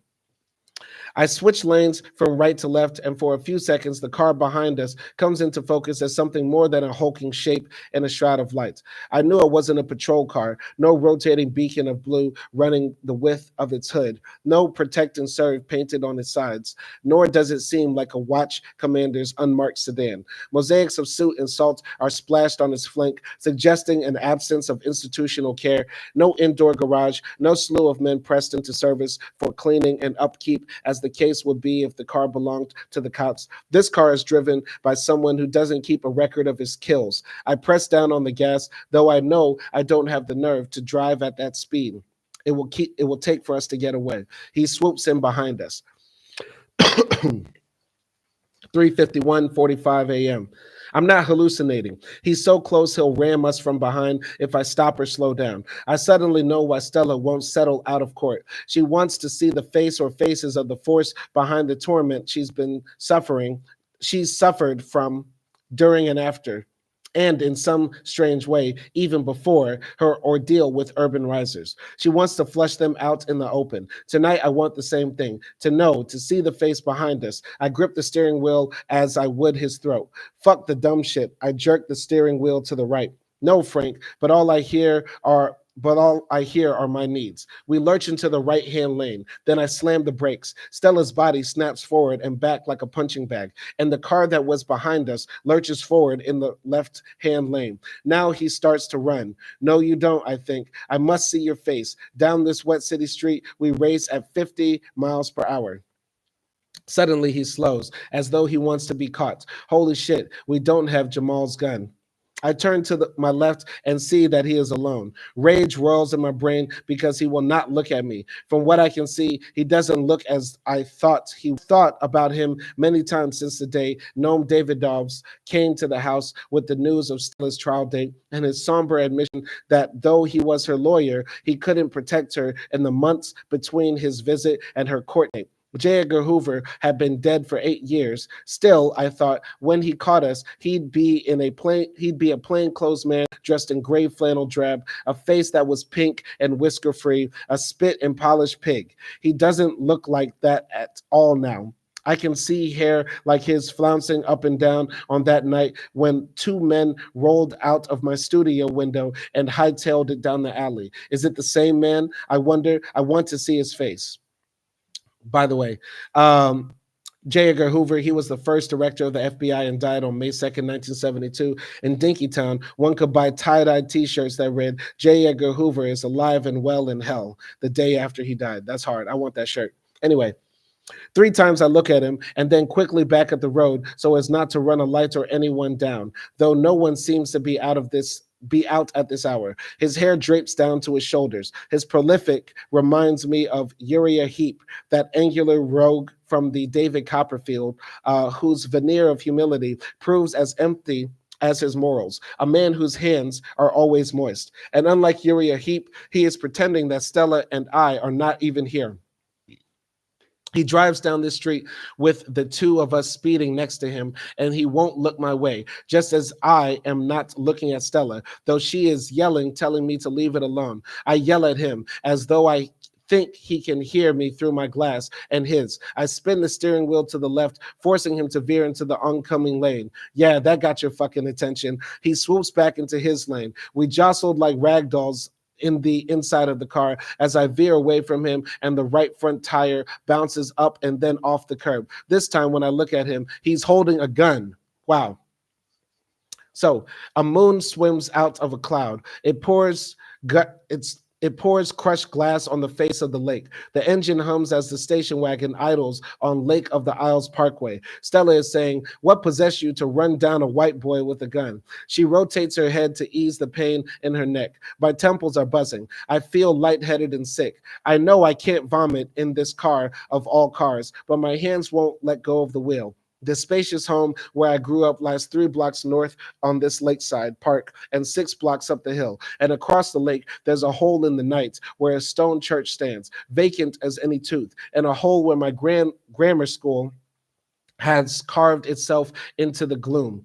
It's strange, the things that pierce your mind in the moments after you think how you could have died. 7 years have passed since the last walk my father and I took around this lake. It was summer. A hint of algae blossomed in the breeze. I was 17 and the world was new because I was new in it. I was being courted by the Dartmouth football coaches, even though I was still a junior in high school. Dad and I were just a few paces from where Stella and I are parked. We were standing by a willow at the water's edge. I told him I was going to Berkeley. I said I needed to be nearer to the revolution. Not on my dime, he said. That's when we saw Walter Fritz Mondale being pulled toward us by Lonnie, his rough collie. Lonnie strained at his leash, and we talked in the thin shade of the willow. Senator Mondale wore penny loafers, and the arms of his sweater were crisscrossed over his shoulder and neck. He had lazy eyes that gave his face a quiet kindness, which belied his record on the Vietnam War. Mondale asked my father if he would stand for the House of Representatives. It probably wasn't the first time Dad had been asked to run for public office by a highly placed notable. Nor was it the first time he said how honored he was by an officer he would have to decline. He didn't want to leave his job as a professor and a dean. Besides, he wasn't sure that Kenwood's Republican incumbent could be beaten. At the curb of the parkway, Mondale turned and said, "What are your plans after Dartmouth, son?" "First off, Mr. War Criminal, I'm not going to Dartmouth." I shrugged. I smiled. I told Mondale that 4 years was a long time, that I didn't even know what I wanted to major in. "Thank you," said my dad when the senator was out of range. "Answer me," Stella says for the second time. She rubs her neck, and she might have whiplash. "Don't sit there like you don't hear me, Frank." The smell of puke is rising in my esophagus, churning with the rank smell of my body, an odor that I had only ever smelled on a subway in New York, when the doors opened and a man who lived rough got on. His pants looked like they had been soaked in oil and stiffened by the sun. What, I wondered, as he held the hand grip and looked right through us, is the story behind that kind of smell. The bile clogs my throat. I open the door, I slump out and retch over Senator Mondale's shoes, a yellow spume that smells to me like lunch meat and the fecaloid rot of a swamp. I gotta say this. Frank grew up in a neighborhood with a senator, not just any senator, like a very prominent senator of his era, who ended up, I believe, becoming the vice president, if not running for president. That's a level of affluence that is extremely high. I grew up middle class in America. Nobody on my street was an elected representative, even of like city council, right? Let's keep it a buck. Like this man, Frank Wilderson, I feel a lot like in this story that he's talking about with Stella, he's crashing his car in a part of his neighborhood where years ago, him and his dad were chatting it up with a senator, a US senator. It makes me think like Frank wanted to live that wild boy lifestyle. And listen, upward mobility is not that high for Black people in America, right? Like just because your parents are rich doesn't guarantee an upward lifestyle for you. It's there, the possibilities there, but it doesn't guarantee. White people have had upward mobility generally since the beginning of the nation, right? And only now recently are most Americans now not seeing upward mobility for their children. I would say for me as a millennial, I'm that first generation of Americans that is not richer than my parents. And my parents are definitely richer than my grandparents, right? So that's the thing. That's the thing. I feel like Frank, he's a boomer, late boomer. Late boomer, I don't know what the generation you would call somebody born like in the 60s or mid 60s, late 60s, something like that. But yeah, generally I feel like Frank wanted this lifestyle. And he's trying to live out his, Black revolutionary fantasies to some degree. But also, he's also dedicated to the struggle, right? I mean, he got kicked out of college because of his protests and stuff like that. So I have a lot of respect for Frank and his writing. I just think, we need to keep that in mind when we analyze the worldview of Afro-pessimism that he's talking about, right? Because let's say Frank, in an opposite world, grew up very poor in the ghettos of the Deep South, right? And all that sort of stuff. And he saw upward mobility in his lifestyle. Might more likely have Afro-optimism, right? Not guaranteed, and I'm pretty sure his critique would still be very layered and nuanced. But I think we have to keep Frank's class in mind because it keeps on hitting me in the face, like how affluent his lifestyle was. Anyway, I'm continuing here in the story. 4 a.m. Chase saw right through me, I say. After Josephine ran us out, I began thinking about leaving. We don't even know what or who we're up against. My brain and my stomach want to explode. Stella holds me as I cry. I feel like I'm crawling out of my skin because I'm the man and I think that it's she who should be crying, that I should be comforting her. I would look up and kiss her, but I have Mustang breath. When you have a child, you learn to hide your fear. She may have felt me flinch in her embrace, but she's quick to add, "I'm not saying you're a child. You didn't leave." She kisses my forehead. I tell her that I'm sorry that my having lost it caused her pain in her neck and shoulders. Sitting up, I start to massage her, but she says we should be going. 4:45 a.m., the Seward neighborhood.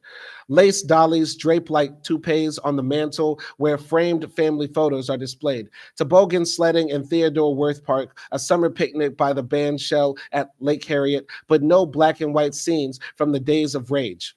The days of rage, outraged by the Vietnam and race outraged by the Vietnam War and racism in America, and what was called the Days of Rage. Hundreds of weathermen wielding lead pipes clad in football helmets marched through an upscale Chicago shopping district. They pummeled parked cars, smashed shop windows, and engaged the police in hand-to-hand combat from October 8th through October 11th, 1969. Very interesting. I never knew about that. Days of Rage.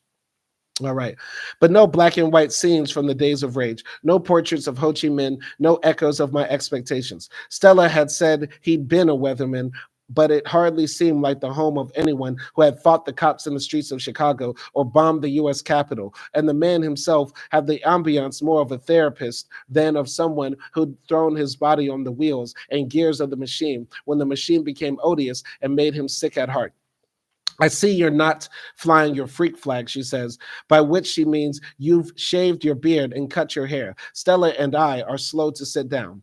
I needed a job, he says, without arch or irony in his voice and ignoring the disappointment in hers. So I joined the human race. He asks us what brings us to his house at 4 a.m. I wish he would offer us some food, but he serves only tea and honey. Tell him about your suit against urban risers. Tell him about the clicking on your telephone. Tell him why Jamal gave you a gun. Tell him about the break-in at my flat. How my books were lined in neat garden rows on the floor, my typewritten pages scattered with care, and not a cent was stolen. Tell him that Imani Price alleged Capilé Kenyatta and the U.S. Marshals were in each other's pockets. Tell him you strained your neck as I swerved down Hennepin's wet streets, playing prey and hunter with the man who enraged me because he wouldn't look at me. How a mongrel once looked at me with more connection when it raised its head from its scraps. How we made a U-turn in the middle of the street, and for some unknown reason, he let us get away. But please, Stella, don't tell him about Josephine. Stella isn't listening to my thoughts. She tells him the story from the beginning to this moment. 5:30 a.m. He asks her if there's more, and she shakes her head. He takes the teacups to the kitchen. When he returns, he asks her what she wants from him. Salmon-colored light bleeds through creases in this Venetian blinds. We hear the hum and whir of thick whiskered brushes cleaning the streets. The world is waking up. He then tells us that he's sorry, but we can't stay there. I am livid. I tell Stella that I told her he wouldn't believe us. Stella asks him if that's true. There are 3 possibilities he's trying to say as I get up to leave. But do I think the feds recruited Josephine to poison you? That's one possibility out of maybe 3, but it's not one that I believe. Come on, I say to Stella, I've heard enough. My father and I have hardly spoken since I got kicked out of Dartmouth College 2 years ago, and I told him I wasn't going to return. So much for a seat in the House of Representatives. Mom and Dad are Democratic Party stalwarts whose oldest son is a communist. Life isn't easy for them. It's April now, and we've almost forgotten those March sheets of rain. I've just turned 24. Last month, I stole my parents' car while they were in Moscow or Peking, or was in Bremen or Belize. A 2-month tour studying the pitfalls of Soviet mental health clinics, 3 weeks of consulting to Chinese special education administrators, a Ford Foundation study of German urban renewal, or a rescue mission of American students who smoked too much dope and were bounced into jail in Belize. I don't know because I don't live with them anymore. Dad contacted me and asked if we could meet on Hennepin Avenue at the Uptown Diner. His full-length black leather coat made him look like Shaft, with a pipe instead of a gun. I wore an Army Navy surplus coat, and my hair was cornrowed under a skull cap.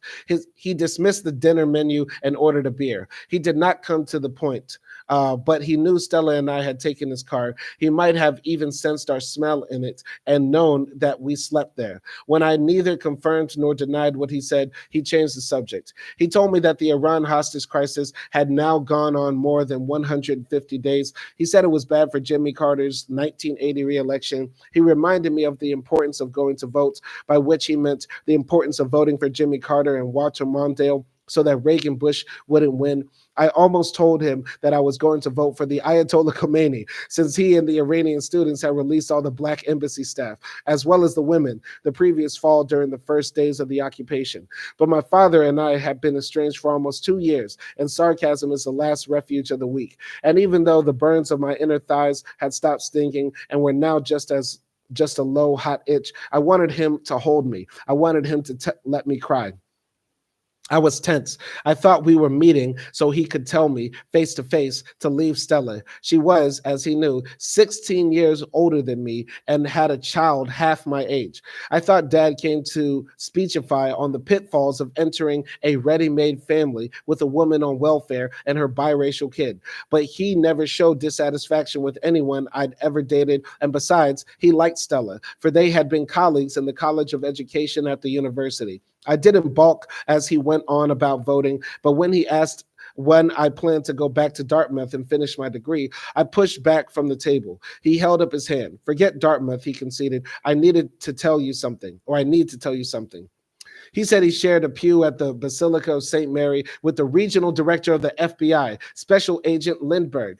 As he spoke, his face was creased with concern. When Dad and Mom left Mass last Sunday, Special Agent Lindbergh pulled me by the button after church. This is where my memory plays tricks on me. Sometimes I remember my father saying that Lindbergh told him to tell me and Stella to leave it alone. Sometimes I see us sitting in the booth at the diner and he tells me this. Special Agent Lindbergh shares a pew with me. He told me that you went to his office and spoke with his agents. When I remember it like that, the words, leave it alone, are not on Dad's lips. They are uttered through his eyes. Dad didn't ask me what the it was that I and Stella must leave alone, nor did I ask how Lindbergh explained it, or if he even did. Looking back on it now, I'm reminded of a scene from a time before diners and station wagons, a time when we were still chattel slaves. It's a scene from the film 12 Years a Slave. Solomon Northup, the slave who in 1853 penned his life story from which the film was adapted, hangs by his neck from a tree. The tips of his toes touch the ground. It's the only thing that keeps him alive. From the balcony of the big house, the overseer wields a shotgun and looks down on him. Slave cabin doors start to open as the slaves begin to go about their day. No one looks at Solomon. No one asks what the it was that got him strung up in that tree. They just tend their meager gardens and fix their meager meals. They know the folly of calling up to the overseer for an explanation. They know it would be suicide to cut Solomon down. They know how to go unnoticed. If I'd been asked at 24 if it was me or Dad hanging from that tree, I would have said me. But now I know that it's all of us. Solomon, Stella, me, Malika, my mother and father, and all the people who came out that sultry bayou day and didn't see a thing, and Special Agent Lindbergh was in the balcony looking down on us all. We left the Uptown Diner together. As I opened the door of a blue and white cab, I drove part-time. He hugged me until I felt his life begin to wake in mine. In the crush of his arms, I almost cried. You're our eldest child, he said, in a voice I hardly recognized. Please call your mother. We love you. I should have driven straight north on Hennepin through the downtown and crossed the Mississippi to southeast Minneapolis, where I had lived with Stella and Malika until we sent her away. Instead, I drove west 3 blocks and parked by the shores of Lake of the Isles. It was the shank of the evening. A man and a woman in a canoe picked their way through the lily pads to the shore where a willow I had known since the age of 6 dipped its beard in the water. Now the sun was setting behind the stone mansions that slumbered along Lake of the Isles Parkway. They looked like bunkers abandoned in war. A loon cooed. In grade school, I had played bantam hockey when the lake froze out to the island where a loon now hid among the reeds. I was 6 blocks from my childhood home, but it felt like a foreign land. I'm sure Special Agent Lindbergh was a pious man. Most people who sat in my parents' pew Most people were who sat in my parents' pew. But the quality of his character is not what's at issue, nor should it be if we want to understand Lindbergh's paradigmatic position compared to that of Black people.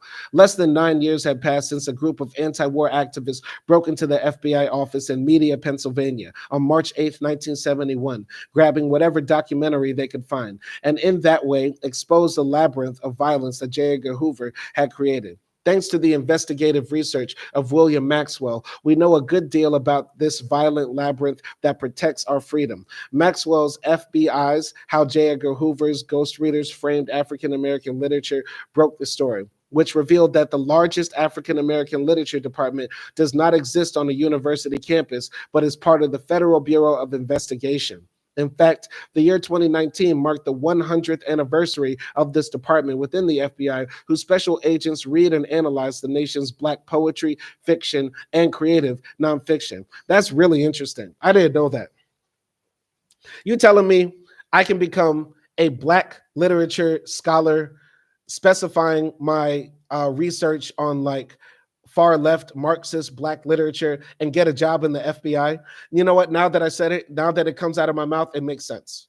It makes sense. This is the same FBI that hires like former hackers, like people that steal millions of dollars worth of data and information and cryptocurrency and stuff. The FBI gives them a job, right? So I'm not shocked. I'm not shocked actually. Anyway, but the Literary Investigative Department is not just an FBI think tank. For 100 years, it dug its secret talents into the lives of Black writers by harassing them at home and overseas, by adding or subtracting their names to a running list the FBI keeps of the most dangerous, by which they mean influential, Black writers who should be rounded up and incarcerated in an internment camp in the event of widespread unrest in the Black community. This FBI department has even launched literary journals to help special agents capture new Black writing from emerging Black writers. The FBI keeps lots of unpublished manuscripts of Black writers on file, and it keeps tabs on their authors as much as it does on established writers. Now I know how I can make myself historic. I'm just going to really go in on Afro-fascism. I don't believe in fascism at all. Ugh. But I'm more than certain the FBI would love to keep tabs on a Black person writing about the superiority of the Black race and the need for us to have a fascistic government where we are in charge. I love it. That's what I'm going to do, because I want to be included with Richard Wright and Zora Neale Hurston and Ta-Nehisi Coates. I want to be included with all of them in the library that the FBI keeps of all the Black writers who shall be assigned to concentration camps. That sounds like a party. I want to be at the concentration camp party for all the Black writers round up when the race war starts. I want to be there. I want to be there. I want to be there. We're going to be smoking mad dope because I know somebody's going to have something stored up. You feel me? And we're going to have a ball. We're going to have a blast. That's what I'm going to do. I'm going to become the leading literary figure on Afro-fascism to guarantee a seat in the concentration camp. I want that. I want that. All right, so we have the impact of libidinal economy, the phobic notion that Blacks are and always have been a threat to stability, coupled with the structural violence of state capacity. The Federal Bureau of Investigation's African American Literature Department, which was started in 1919 when J. Edgar Hoover read a poem by Harlem Renaissance poet Claude McKay, If We Must Die, a poem that was a response to the anti-Black race riots in the 1910s. Hoover would have been strategic as a crime fighter if, instead of demonizing McKay for writing a poem about self-defense, he had set up a white American literature department so that he and his agents could take the violent pulse of white civil society, since the riots McKay referenced in his poem were the violence of lynch mobs that invaded the Black community. The FBI example of literary lockdown can help us reimagine Black incarceration, not as a place in space and time. That's only one iteration of incarceration, but to think of incarceration as a paradigm of permanent and ongoing containment that non-Blacks, what Afro-pessimism calls human beings, pass in and out of, but one in which Black people greet them upon arrival, bid them farewell when history liberates them, and remains, awaiting the next provisional round of unfortunate souls. There is no golden age for Blacks before the criminal law. Structural vulnerability to appropriation, perpetual and involuntary openness should be understood as the paradigmatic condition of Black existence in the Americas, the defining characteristic of New World anti-Blackness. Policing Blacks in the colonial and antebellum periods was the prerogative of every white. They could assume the role or not, and was only later professionalized as the modern prison system emerged out of the shambles of Reconstruction, or the ashes of Reconstruction, pardon. This raises the next conundrum, one in which for Black people, it is impossible to discern where the violence of the state ends and the violence of one's white neighbors begins. It was this conundrum that forced me and Stella from our home.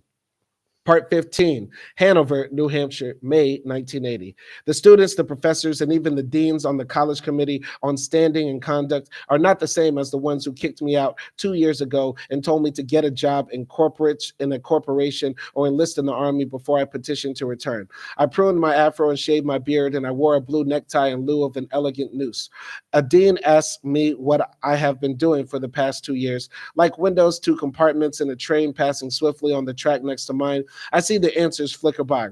I hitchhiked in a blizzard from Minneapolis to Columbus, Ohio. I smoked hash with a wounded Green Beret who picked me up at the St. Croix River. He was tattooed with bullet wounds on both arms from his wrists to his shoulders, where his flak jacket caught the spray as it crossed his chest during the Tet Offensive. I slept in a homeless shelter and worked day labor. I hauled garbage in Columbus. I tripped on LSD on the 11th for the 11th time.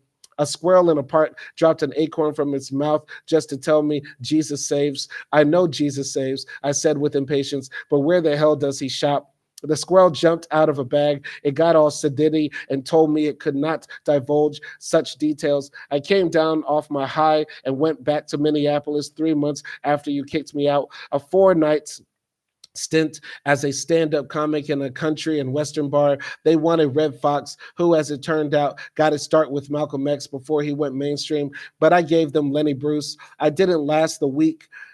For a month or two, I worked for Prince as a bouncer at his nightclub in a hollowed out Greyhound station in downtown Minneapolis, just a block off Hennepin Avenue. I got a beat down from two drunk ass white dudes and a woman in the middle of the club.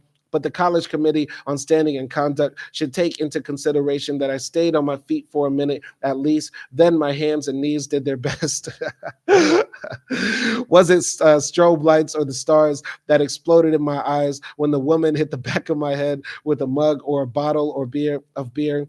She rode my back like a steer, and all kinds of niggers rained down on my neck from her sweet blonde mouth while the men kicked me in the ribs. I earned good money waiting tables, but that didn't last, and I don't know why, or I do know why, but if I told you, you'd have to hear the rest. How I fell in love with Stella, how we were stalked by ghosts. The train passes with the windows of unspeakable scenes.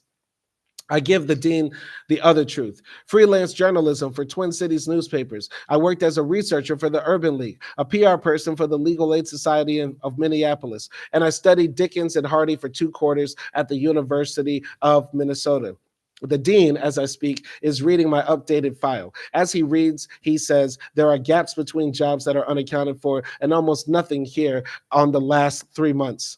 Across the green are Reed, Wentworth, and Fayweather halls, the long white colonial buildings with their light latticed windows, winged with shutters painted Brunswick green. I smiled to myself, remembering my first nights in my Fayweather dorm room 6 years ago in 1974, and wondered who that newly minted man was, staring up at the ceiling as he lay in bed and wanted to leave. Now students and alums decked in green sweaters with white D's emblazoned walk up and down a sunny Main Street as though they have nothing to fear. There's a scent of pine needles in the air and conifers smoother the mountains that surround the town of Hanover. People here say it hasn't been this warm in weeks. The grass on the college green is dry. In an oak-paneled phone booth in the Hopkins Center, I feed the coin slot with quarters. 2 years have gone by, long enough for me to have forgotten why I stopped calling home from this booth that's third in the line of booths. There's graffiti here that reads, "The nigger is living proof that the Indian fucked the buffalo." Wow. There's graffiti here that reads, "The N-word is living proof that the Indian fucked the buffalo." But the quarters have dropped and her phone is ringing, and today I'm too happy to be hurt. Stella, they let me back in. Oh, that's great. How? They were confused about the charges. In the end, the dean looked at the last lines of my sentence from 1978 and said, "It says to get back in, you have to show that you've inculcated in the esprit de corps of an Ivy League institution." By the way, let me just go back here to the racist graffiti. Recently, in one of my episodes of Notes from the Undergrad, I wrote about seeing racist graffiti at my school. And I think the way Frank handled it here is the way that I will handle it now in the future. Like, I'm not going to be surprised anymore. I'm not generally, as you listen to the episode that I wrote for chapter 17, I believe, or so. Yeah, I wasn't surprised but I was a bit like taken aback. I know that sounds contradictory because we know that anti-blackness exists everywhere. But come on, man, it's a higher education institution. You would think that people here would. Plus, there's like plenty of black students running around, and everybody knows what that word means. So I saw it at school. I'm gonna start acting like Frank with it. Like it's just a note. We're not surprised by seeing anti-blackness, but we will never let anti-blackness stop us from moving and being in different places. Anyway, I'm going to continue here in the story. So they were confused about the charges. In the end, the dean looked at the last lines of my sentence from 1978 and says, it says to get back in, you have to show that you have inculcated the esprit de corps of an Ivy League institution. So we put it on you in the past 2 years. Have you inculcated the esprit de corps of an Ivy League institution? Like there was more than one answer. Everyone on the committee nodded when I answered. And that was that. I'm going to start house hunting. Be back by, say, Saturday, and we'll come out together and then send for Malika. I'll be an Ivy League graduate soon. I'll get a fancy job and pay for you to finish your BA. After the trial, I'll have my own money for school. We're coming back in November for the trial, right? Well, yes. Promise? We'll go on with Nome to and from the courthouse. We'll just be in Minneapolis for a few days. It could take longer. Okay, Stella, as long as it takes. There's a photograph of Stella that I took with my Miranda camera in Morocco. We were on a quay in Tangier about to board the hydrofoil to Gibraltar. It was taken 4 years after the nights on Hennepin Avenue, the Rock of Gibraltar, Spain, and a blue misty sea laced the background behind her. At home in the dark room, I felt a tremor of grief when I saw how worn thin was her smile in that photo. It made me think of the way she looked when we left the house of her weatherman friend and sat in the uptown diner, planning our next move in a room drizzled with insomniacs and a rendezvous of strangers at the counter by the office urn. Vacation photos shouldn't remind you of that kind of past. I stayed in the dark room and superimposed a photograph of colored lanterns I took on the outdoor patio of a Chinese restaurant in Temorolinos, that the eye might be distracted from that night on Hennepin Avenue. Before we left the ex-weatherman's apartment, he had tried to explain as best as he could why we couldn't stay.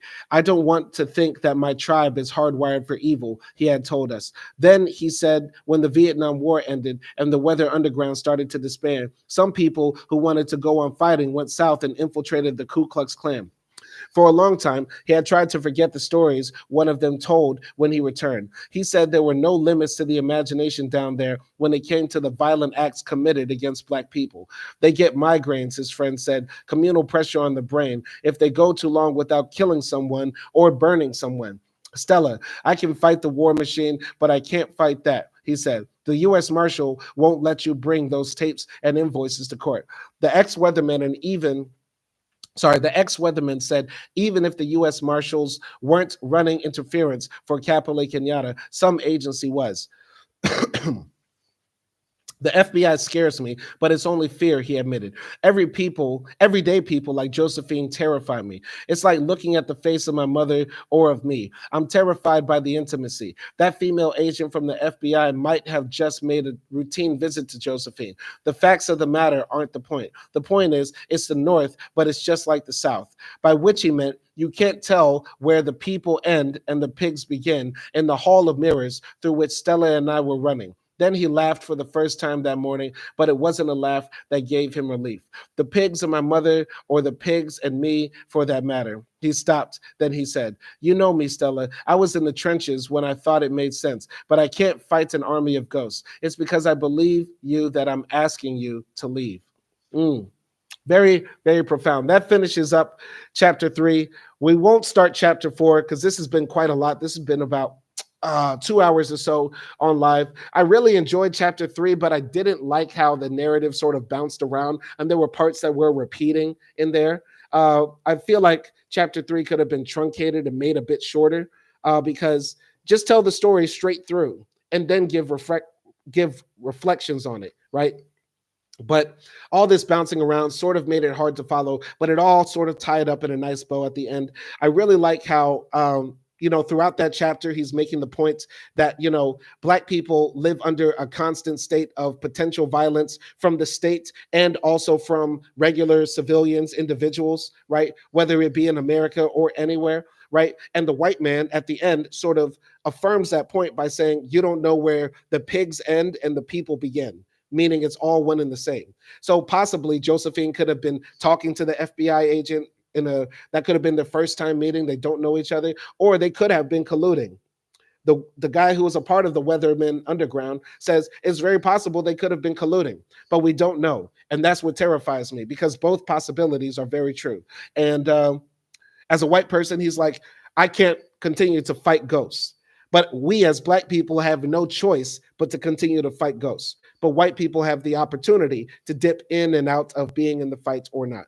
And that's a part of Afro-Pessimism, baby. So we'll start chapter 4 in our next live stream. This has been a very good reading. I really enjoyed this book, and I really enjoyed talking about this book and reading this topic. It's a very fascinating book. Shout out to Frank B. Wilderson. Anybody else have any books that you want me to read or review? Put it in the comments, and I'll try to get to it.